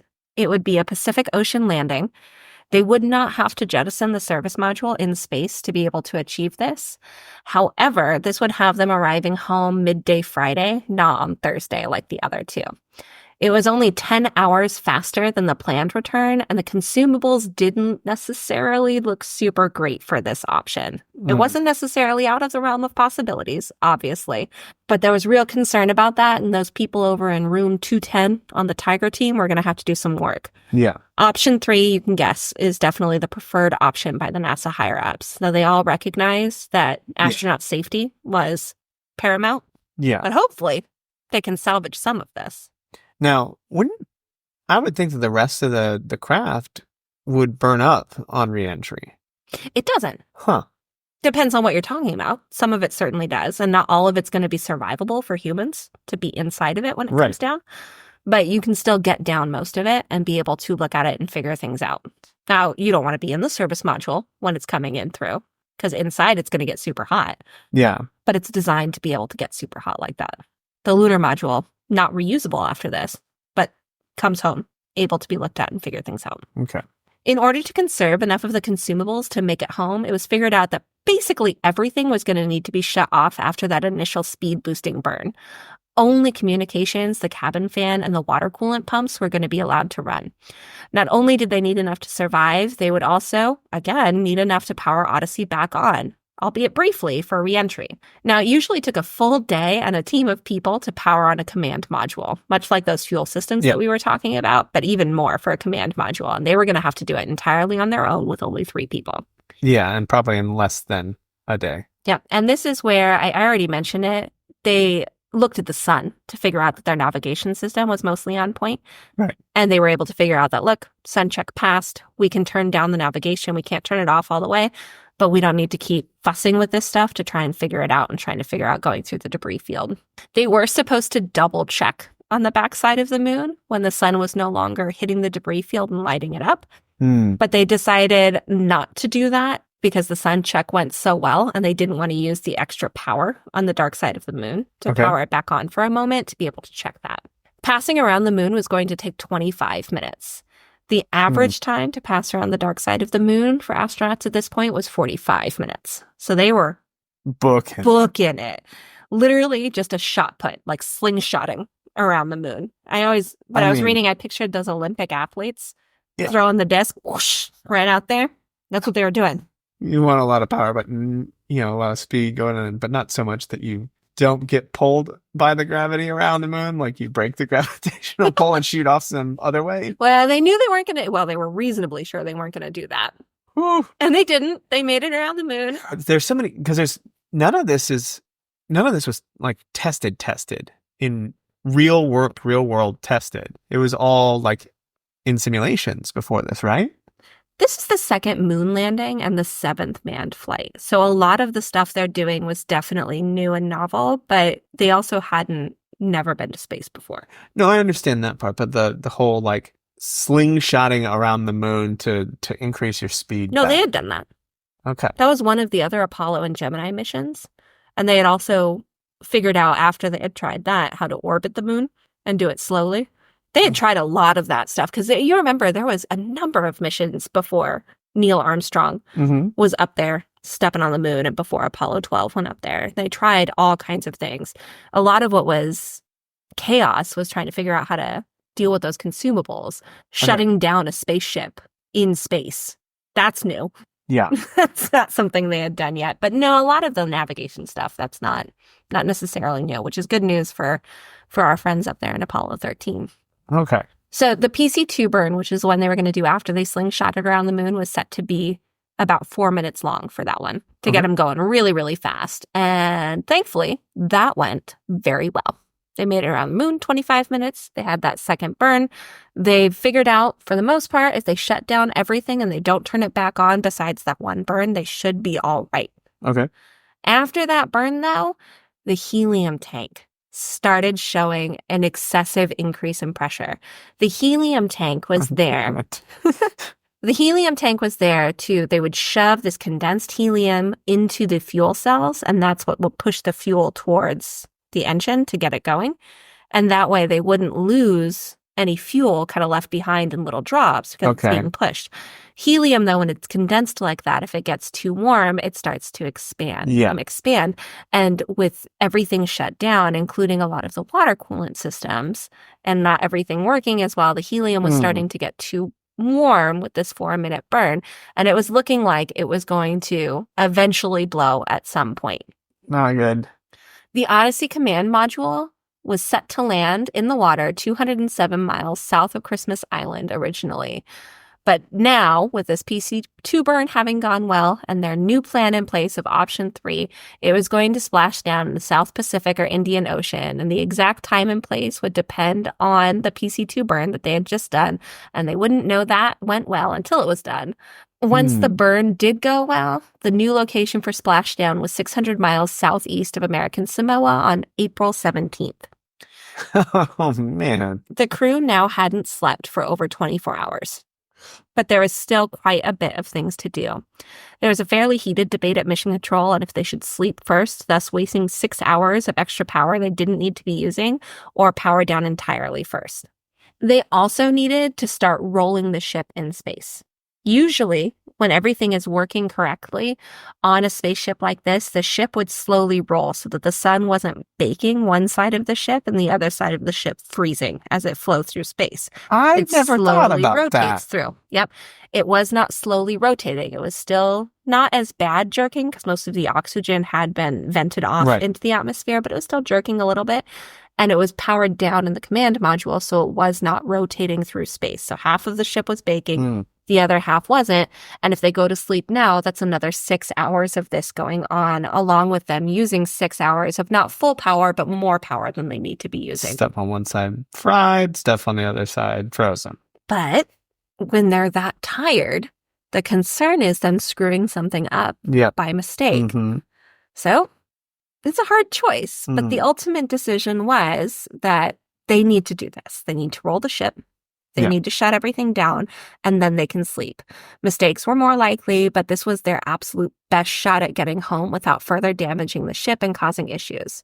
It was one of the things I thought was really cool about space, too, that I was reading about. When you're sleeping in space, because when there isn't airflow in the ship, you warm the air around you, and it doesn't leave your body. So you kind of create your own mini blanket if you're able to stay still long enough. Huh.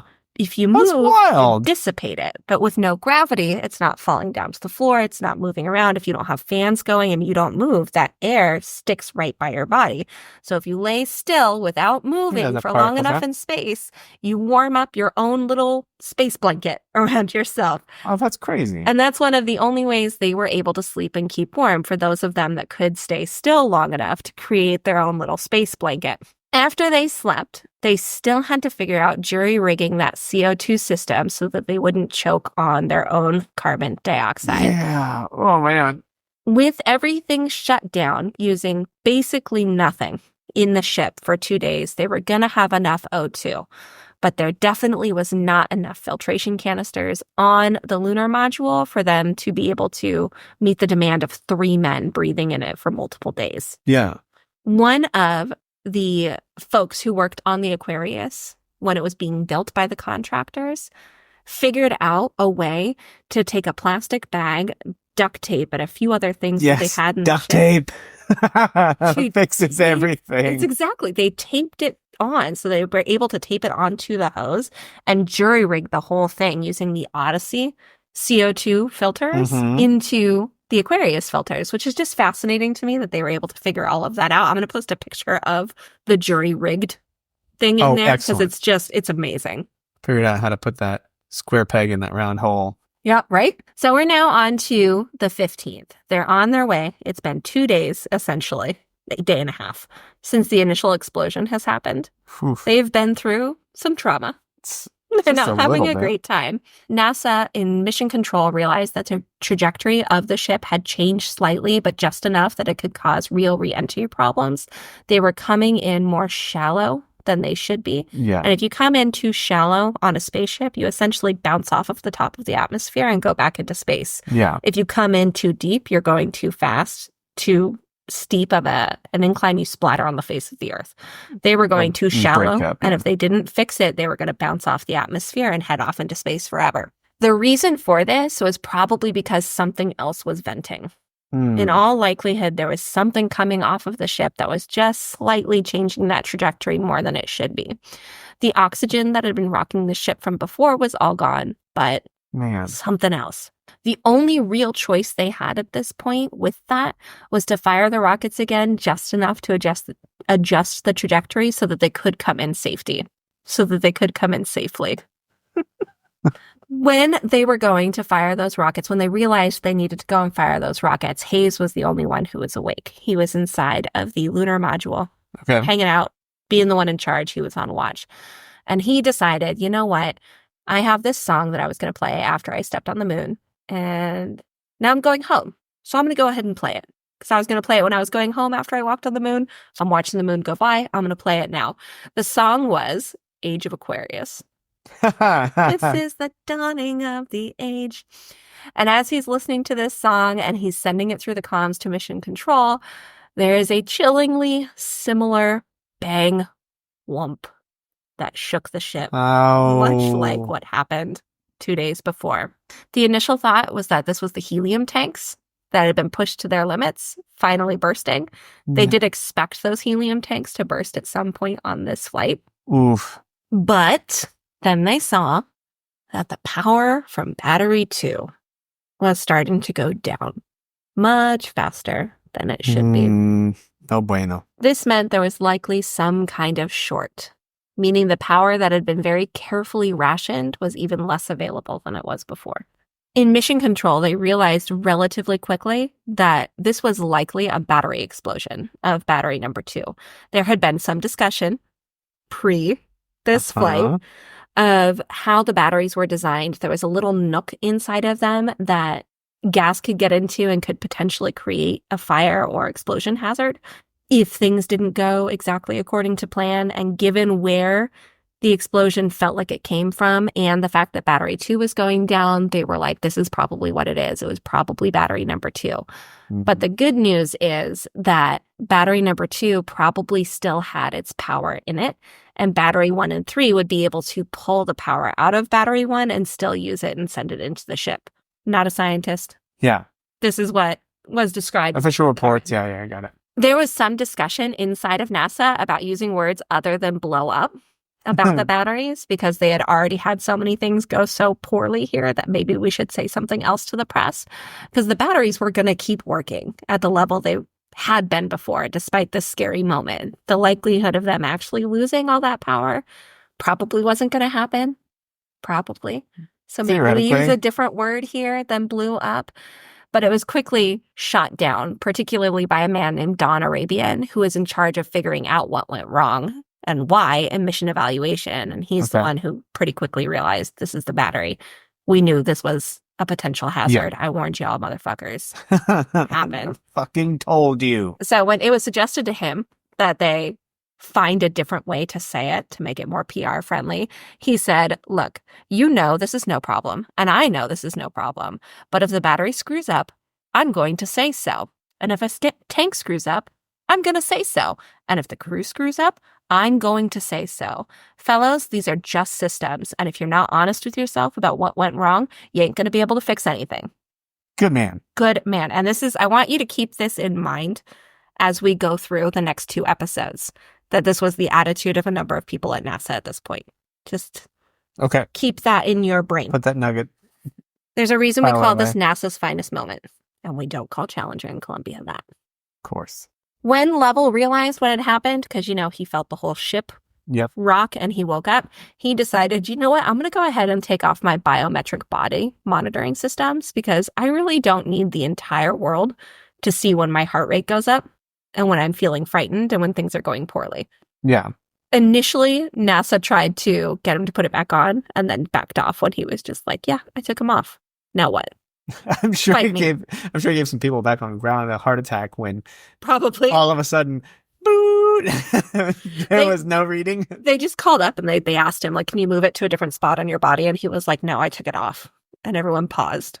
And they kind of Wild West stared at each other from space and Earth. And then NASA said, okay. And they moved on. Which is, again, essentially a fight me from space. Like, I took it off. Now what? Yeah, what are you going to do? You gonna make me put it on? Come on up here. Yep. The helium was still likely to burst. Its pressure was still climbing steadily. They tried to plan another burn to adjust trajectory again before it did, but tried to plan it so that they would do this tiny burst right before the helium exploded so they could do it at the last possible second and not lose the helium. Because once they lose the helium, using the lunar thrusters that they had been using to adjust trajectory wasn't going to work. They would still be able to use Odyssey once Odyssey powered back on if they could recharge some of Odyssey's batteries, but they wouldn't be able to use the lunar module thrusters that they had been using. There was still smaller thrusters on the lunar module, but not the big ones that they were able to make these changes with. Yep. On the news that night, they said, for historical purposes, we note that in the original flight plan, Aquarius would have landed on the moon with Lovell and Hayes aboard 9 minutes ago. In all the excitement, we've also forgotten that this is the day that Ken Mattingly was supposed to get the measles. He does not have the measles. So this poor guy, he was so mad about not going on that flight because he might get the measles. Then he didn't get the measles, and I just can't imagine how he would feel sitting at home like, did I win? But also, like, I'm supposed to be up there with them. Yeah, I'm supposed to be there, but I'm not, and I don't have the measles even to show for it. Yeah. Just a hard spot to be in on a number of so levels. Many conflicting emotions. The survivor's guilt, along with the gratitude and that. With that, NASA had another problem niggling at the back of their mind. Okay. No one had ever tested firing up a command module after it had been frozen. And inside of the command module, it was near or below freezing because none of the heat was on. So it was decided that they needed to try turning on Odyssey briefly to see if it would turn back on with all of the different problems they'd had. Yeah. And with turning it back on, they could also start really charging the battery that was still left there.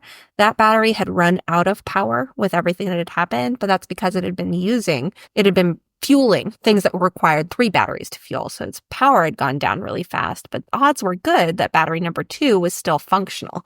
And if they recharged it, they could still use it for power, not for long, but long enough for re-entry with a little bit of fuel that they had and a little bit of power on that to keep the oxygen, keep the astronauts in oxygen, keep them warm, all these kinds of things.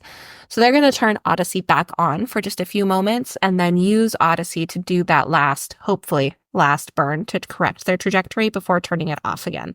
Make sure it turns back on. Yeah. If it doesn't, we got to come up with another plan. The only experience they had with turning on a command module after being frozen was one random guy who accidentally brought home a guidance unit and left it in his car overnight at 30 degrees. And it did turn back on after he left it overnight, so they were hoping this was enough proof that the Odyssey would turn back on. And fingers crossed. It did. Thankfully, it worked well. They were able to turn it back on. There was no need to leave her on for the heat to keep everything warm. Nothing shorted. It looked like we were good to go to get home. So they turned her on. So that's good news. They gave a 14-second burst from Odyssey to get the ship back on the right track for re-entry. And then they shut it back off. Hopefully, just wait another day and then pop it back on for re-entry. The Tiger team, which had been doing such good work on figuring out how to conserve the limited resources, finally had a break and were able to go home and catch a night's sleep after that 14-second burn. Inside Apollo 13, they were not having any fun. One of the things we don't think any about, of this was fun. one of the things I think we don't think about often when we think about space travel is what do you do with poop and pee? Yep. Mm-hmm. Usually what happens is there's like a little hose that they attach and is airtight and they just kind of pee out into the void. And it gets jettisoned out off the ship. But because they had everything powered down at this point, any little jettison could send them off track. They didn't have their automatic trajectories. Oh. So they were drinking as little as possible because there wasn't enough water. And when they did have to pee, they were peeing into little bags and just leaving them on the spaceship because they didn't really have anywhere to put them. So there was little baggies everywhere of pee floating around because they couldn't jettison it off the ship. Oh, gross. One of the problems with not drinking enough water is it can cause a kidney infection. No. Measles man may have not gotten the measles, but poor Fred Hayes got a fever the day before they were set to splash down from a kidney infection due to not drinking enough water because they just didn't have enough there. So at this point, he is now starting to get feverish and starting to feel pretty terrible while surrounded by bags of pee. Lovely. These men are heroes. Yes. Absolute heroes. Even without jettisoning their pee, there was still something clearly venting. Not much, but venting just a little bit because a couple of hours after that PC-2 burn that only lasted 14 seconds, they were drifting off course again. It looked like they were once again too shallow for re-entry. To make matters worse, the LEM had a tiny nuclear reactor inside of it. What? They were set on this mission to put down scientific instruments on the moon that were supposed to stay there for a long time and send data back to Earth. In order to run these, they had a tiny nuclear reactor that was going to keep them powered indefinitely on the moon. And the idea was, so we had it gets up to miniature space, reactor we just leave it there. technology. We do. That long we ago. did. And it was going to stay there on the moon. And the idea was it wouldn't have to re-enter the atmosphere. So it was okay because it wasn't going to cause any problems for anyone. And this was a pretty safe. Nuclear reactors are generally pretty safe. But there was a ton of noise coming from the Atomic Energy Commission about bringing that nuclear reactor back into the atmosphere. Right. And they didn't want to have it land anywhere near land. They wanted it to go down in the deepest part of the ocean they could find. And we're already having a hard time figuring this stuff out. Yeah. We're slightly off course. We need to recorrect. We need to recorrect in such a way that when the lunar module is jettisoned off and lands on Earth, it's going to land in a very deep part of the ocean so that the tiny nuclear reactor doesn't do anything, which is honestly a bit dumb because it really wouldn't have done anything. It was locked in this really, really thick safe and the likelihood of anything happening was slim to none, but that's where they are. And NASA is... They couldn't use that for the electrical power that they needed? They couldn't. No, they couldn't. Good idea, though. I'm sure they thought of it, but they weren't. NASA The only way NASA runs is if it has public approval and if the government's happy with what they're doing. So they really had to kind of figure out a way to both get the ship back on course and be able to jettison the Aquarius in such a way that it landed in deep ocean. So they were under a ton of pressure from just every different angle here. On top of that, for this little burn, the engine probably wasn't going to work without helium. They could use those little thrusters, but that was way less accurate and way less powerful. The helium tank was no longer working. Right. During that last burn of Odyssey, the helium tank finally went. I don't think I mentioned that because it wasn't a big deal. They knew it was going to happen. Right. And it went when they expected it to go. So they no longer had helium, but they were drifting off course. And that helium was needed to be able to fuel the thrusters, the big thrusters on the LEM. The LEM did have smaller thrusters, but that was less accurate and less powerful. They also really needed to fully start charging the Odyssey's batteries so that they would be ready to go. They also had to move things from the lunar module to the command module to simulate the weight of moon rocks that they had intended to bring home, because the ship was designed to come into the atmosphere with a couple hundred more pounds of weight that it was going to have. So they've got a lot of work to do. Just a little bit. Just a little something to do. NASA has a lot of work to do. The astronauts have a lot of work to do. And poor Hayes is over here with a kidney infection. Poor guy. So they start moving this stuff over from the lunar module to the command module. And while they're doing that, they find they all have these little like personal items that they brought with them.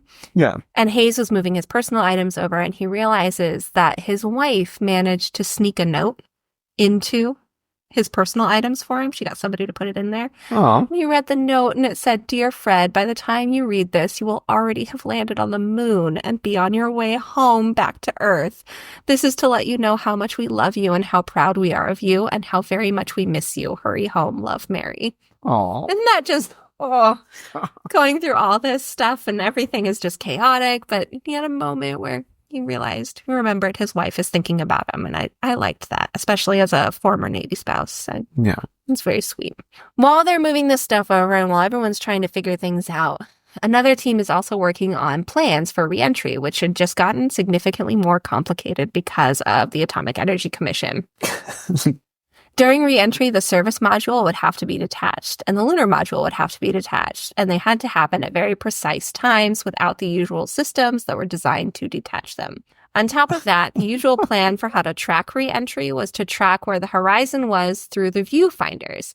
If they didn't hit specific spots of the horizon, so seeing where the horizon was, the commander was supposed to take over piloting instead of letting the computer do it. However, in this case, because of the route they were taking home in order to get there faster, they weren't going to be able to have those horizon reference points because of the way the ship was going to be facing, because of those concerns about the heat shield and everything. And then on top of that, on top of everything else, pretty much everything in the Odyssey at this point was covered in a very thin layer of water from condensation from them breathing throughout all these different areas. Now, all of the wiring inside of Odyssey was designed to operate fine in a normal humidity of people breathing, but nothing had ever been tested for what it would work like basically underwater. Yeah. Because no gravity, the water's just sticking to things. So the wires are just coated in a thin layer of water. They might as well be underwater. So we've got a lot of concerns. Back at Mission Control, they were having people run through the simulators with these same circumstances over and over and over again to figure out the best way to do this. But there's only so much you can test and only so much you can do. And simulators are only so good because there's so many variables. And if you don't have all the variables programmed in, which you can't because there's so many variables, it's impossible. You can't think of. And this is also, very, very early computer systems. This is still full room computer systems. It's not phone in your pocket. It's people doing it on paper for the most part. So these are some brilliant ass people getting this stuff together, which is amazing. It truly is phenomenal.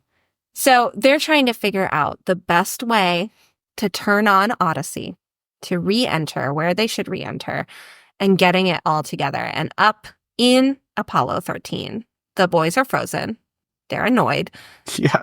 They want to go home. And they're frustrated that they don't have a checklist on what they're supposed to do.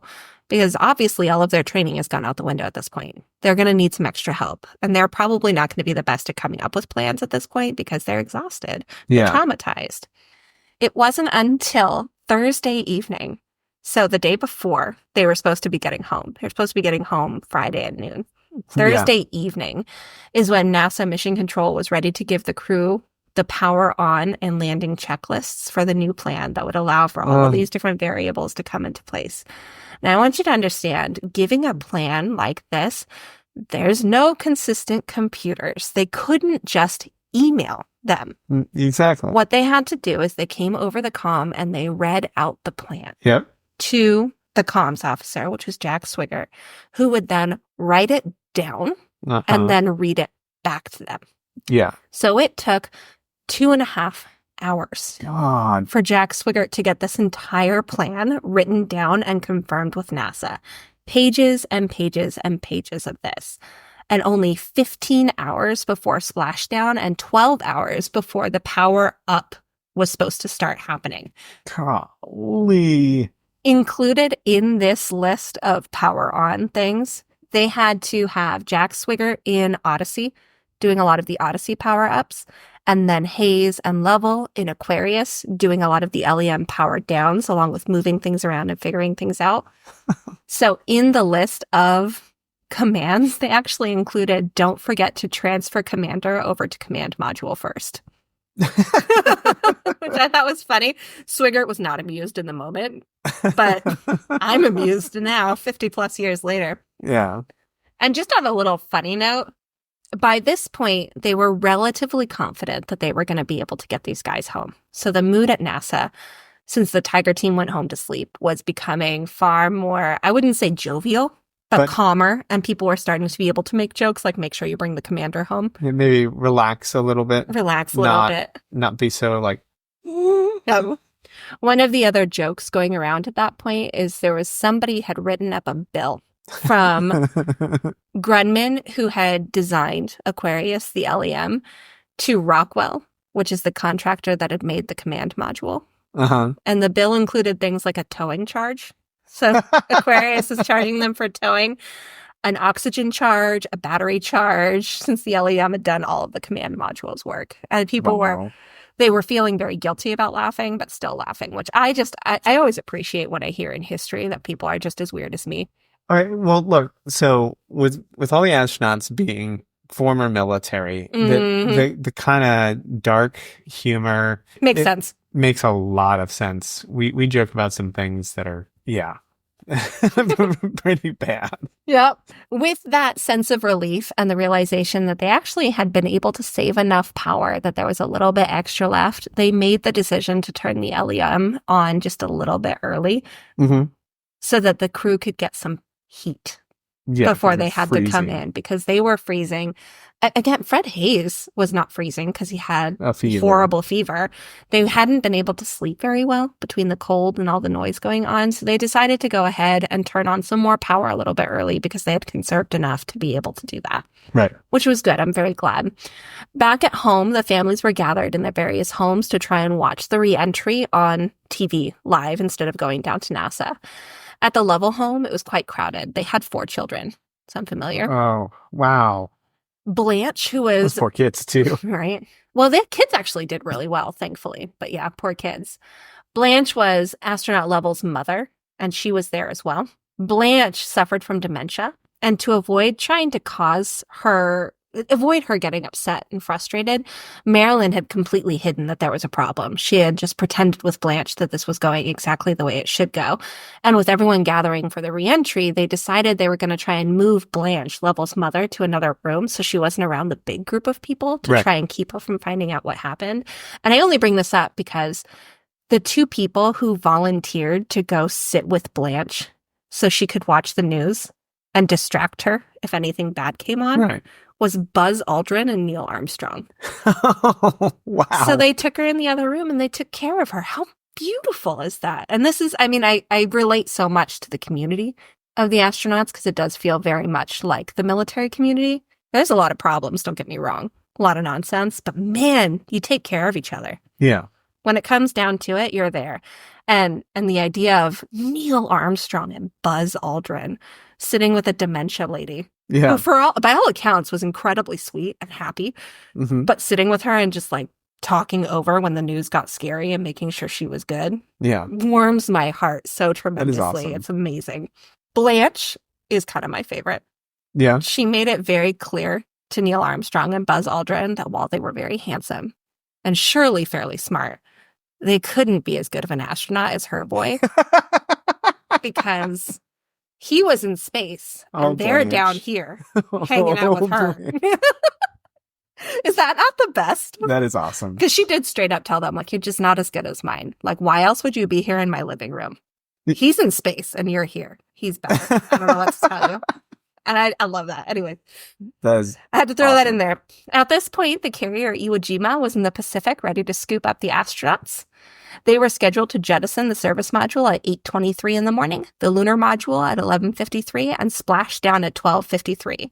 Once the lunar module was jettisoned, the rest of splashdown should be completely normal as any other trip, because the service module was what was damaged. Yes. The small batteries that dealt with the actual reentry once they got into the atmosphere were in working order, and the oxygen there was in working order.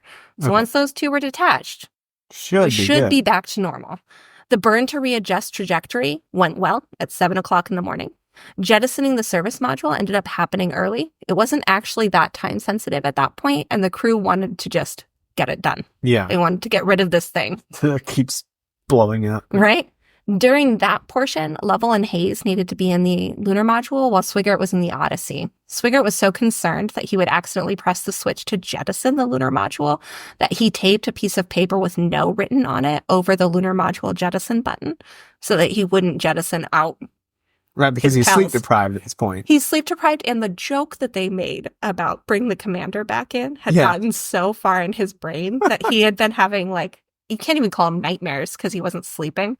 But he had been almost hallucinating that he had jettisoned off the lunar module with his pals in it. So he just taped a giant no over it for that portion of it. I mean, I get it. I get it because, like, you don't want to make that accidental little flip. Yep. And they were right next to each other. Yeah, the wrong to and like you said, right next to each other. Once they jettisoned the service module, it flew slowly past the lunar module window, and Lovell and Hayes were able to clearly see that one of the panels had been completely blown off, leaving a raw, huge wound running from one side of the module to the other. Oh, wow. It was trailing insulation, torn wires, rubber liner, and inside they could see that the ship's vitals, its fuel cells, hydrogen tanks, pipes, etc., were charred. On one shelf where the oxygen 2 tank was supposed to be, there was nothing but an empty charred space with a little bit of debris and shrapnel. Oh, wow. So this is the moment where they knew for sure it wasn't a meteor. The oxygen tank exploded. Didn't know exactly why, but the oxygen tank for sure exploded, and that's what caused all of these problems. They photographed it and were able to get a number of... Yeah, it's going to be in the show notes. From their descent. Well, so they weren't doing the crazy descent yet. Okay. They were still able to, like, hold on. It didn't feel nuts. They were doing the descent. It's still pretty impressive. Important work, though. Get the camera! And the pictures are bananas. It really was mangled. And it's amazing that they survived that in space. With the service module detached, though, it was time to bring the command module back online fully. While it normally took hours to get the checklist, up to the spacemen, actually implementing it only took about 30 minutes.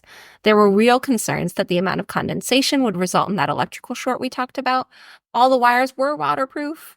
Yeah, but they had been designed for normal humidity, not from a literal layer of water. Water fucks shit up. Thankfully, though, it went well.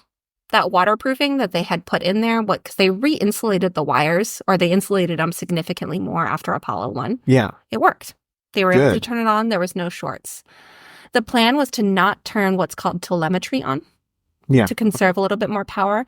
Now, telemetry tracks basically everything going on in the module. It tracks how much heat there is, how much pressure there is, everything.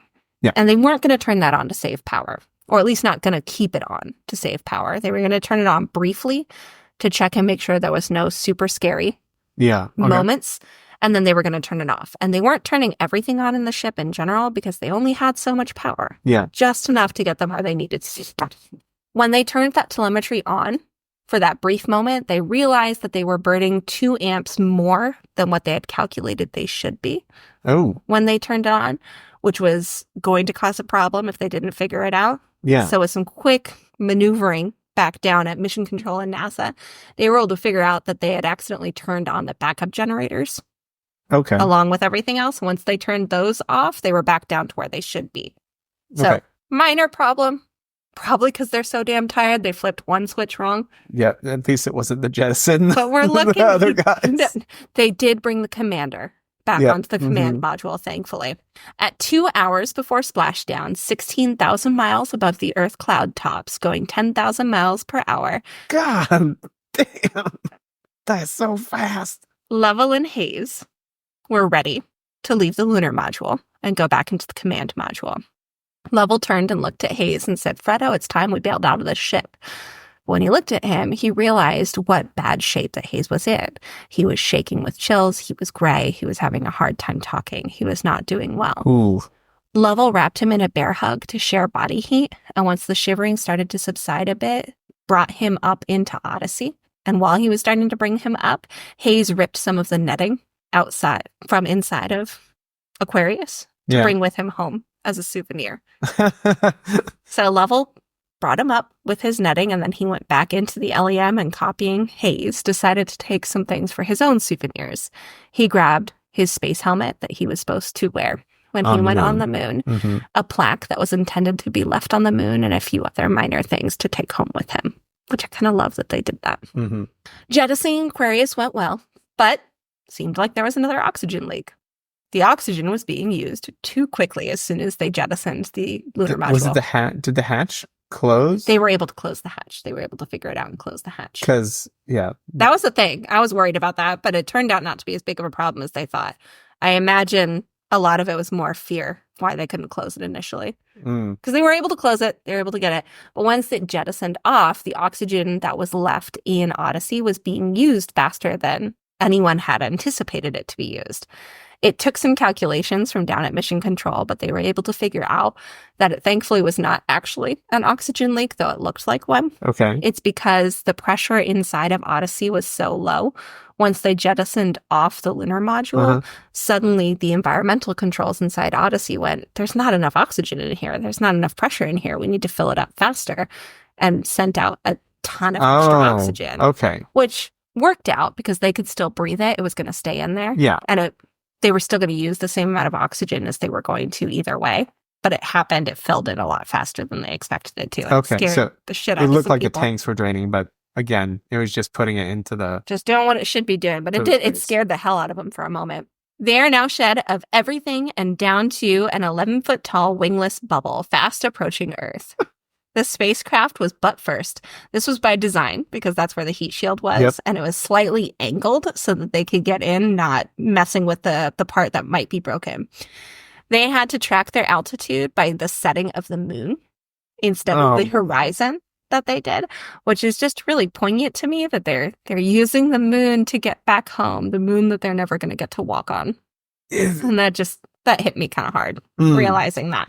The astronauts took this time to thank Mission Control for everything they'd done and hoped for the best. There was still a chance after all of this that the heat shield had been damaged enough, either in the explosion or via all the trauma the ship had endured, that it would not be able to survive. And there was nothing they could do about this. Across the heat shield, there was going to be temperatures of 5,000 degrees or more. If the energy generated by this was converted to electricity, it would equal 86,000 kilowatt hours. God bless it. Enough to light up the entirety of LA today for a minute and a half. If it was converted to kinetic energy, it could lift every single man, woman, and child in the U.S. 10 inches off the ground. Wow. That's how much energy. That's a lot. Bananas. The heat and energy also would mean that communications would be completely cut off for 4 minutes. Yeah. If they came back on, the crew survived. Yeah, if not, if they didn't, the crew had died. So 142 hours and 42 minutes into their trip, Joe Kerwin would attempt... 4 minutes ever. Right? Joe Kerwin would attempt to hail the ship to see what happened. Odyssey, Houston, standing by, over. Try again. Odyssey, Houston, standing by, over. We're now 15 seconds past those 4 minutes. At 30 seconds, 4 minutes and 30 seconds from the time comms went out, Jack Swigert came over the radio saying, "Okay, Joe, sending the entire gallery and mission control into spontaneous applause, hugging, papers flying in the air, absolute jubilation chaos. Yeah. Just the full picture of what you imagine the cheering, and then multiply it by 10. Oh, yeah. Everyone was thrilled. There was tears. There was probably champagne. There was definitely champagne at the Lovell House popping everywhere. So someone brought out a flask. I'm sure. The ion storm around the ship started to subside. The ion storm is where you see all that crazy light going past it. The atmosphere slowing their 25,000 mile per hour plunge to a 300 mile per hour free fall. They had crossed in those 4 minutes from the nighttime side of the Earth to the daytime side of the Earth. That's so wild. It's like, I can't even think about like how... It's hard to picture. Fast they were going, like how they... I know there weren't a lot of words in that, but... At 24,000 feet, their first parachutes deployed, and then the rest of them deployed at 20,000 feet, bringing them down to just 20 miles per hour. That is some rapid deceleration. It does happen really quickly. The crew of Iwo Jima was looking all over, squinting against the light when they finally saw a tiny black pod floating down below a cloud bank towards the water. The ship itself burst into absolute cheers, and a network cameraman was there on the ship to film it, and thousands at home watched and cheered along. Mission Control put the network stream of the ship on the big screen inside of Mission Control, and the cheering got even more dramatic. You can see how they're coming down. I love that I get to end a story so happily at this point. Right after everything usually else. It's like the ship landed smoothly in the water, the smoothest landing the Lovell had ever experienced thus far in his entire spacefaring career. At the Lovell home, Armstrong, Aldrin, and other astronauts who were there helped the Lovell family started popping bottles of champagne when they saw the ship landed. And while they were drinking champagne, President Nixon called Marilyn to wish her the best and congratulate her, and offered to bring her with him to Hawaii to collect her husband, which she took him up on. Good. What about the other wives? The other wives went with them too. Okay. I know more about Lovell's family because I read a book written by Lovell. But yes, the other families. Well, so Swigert didn't have a wife. Right. But Hayes' wife and his kids came too, which is amazing. And that is the full story of Apollo 13. I absolutely love that story. The Apollo program continued until 1972, sending a total of 17 missions to the moon. Of this, 6 actually landed on the moon. There were 32 astronauts assigned to fly missions in the Apollo program. 24 of those astronauts actually left Earth's orbit and flew around the moon between December 1968 and December 1972. 3 of them, including Lovell, twice. Half of those 24 walked on the moon's surface, though none of them returned to it after landing once. Of the 32, only Gus Grissom, Ed White, and Roger Chafe were killed during any of the things that happened. And they died during the Apollo 1 mission. Right. The next mission after this one didn't happen until January 1971, so several months after, and a number of different changes. Right. And none of the other missions, there was a further, 4 missions that happened after this one. None of them had any major problems because of the changes that they made, and all 4 of those were able to land on the moon and have people walk on them.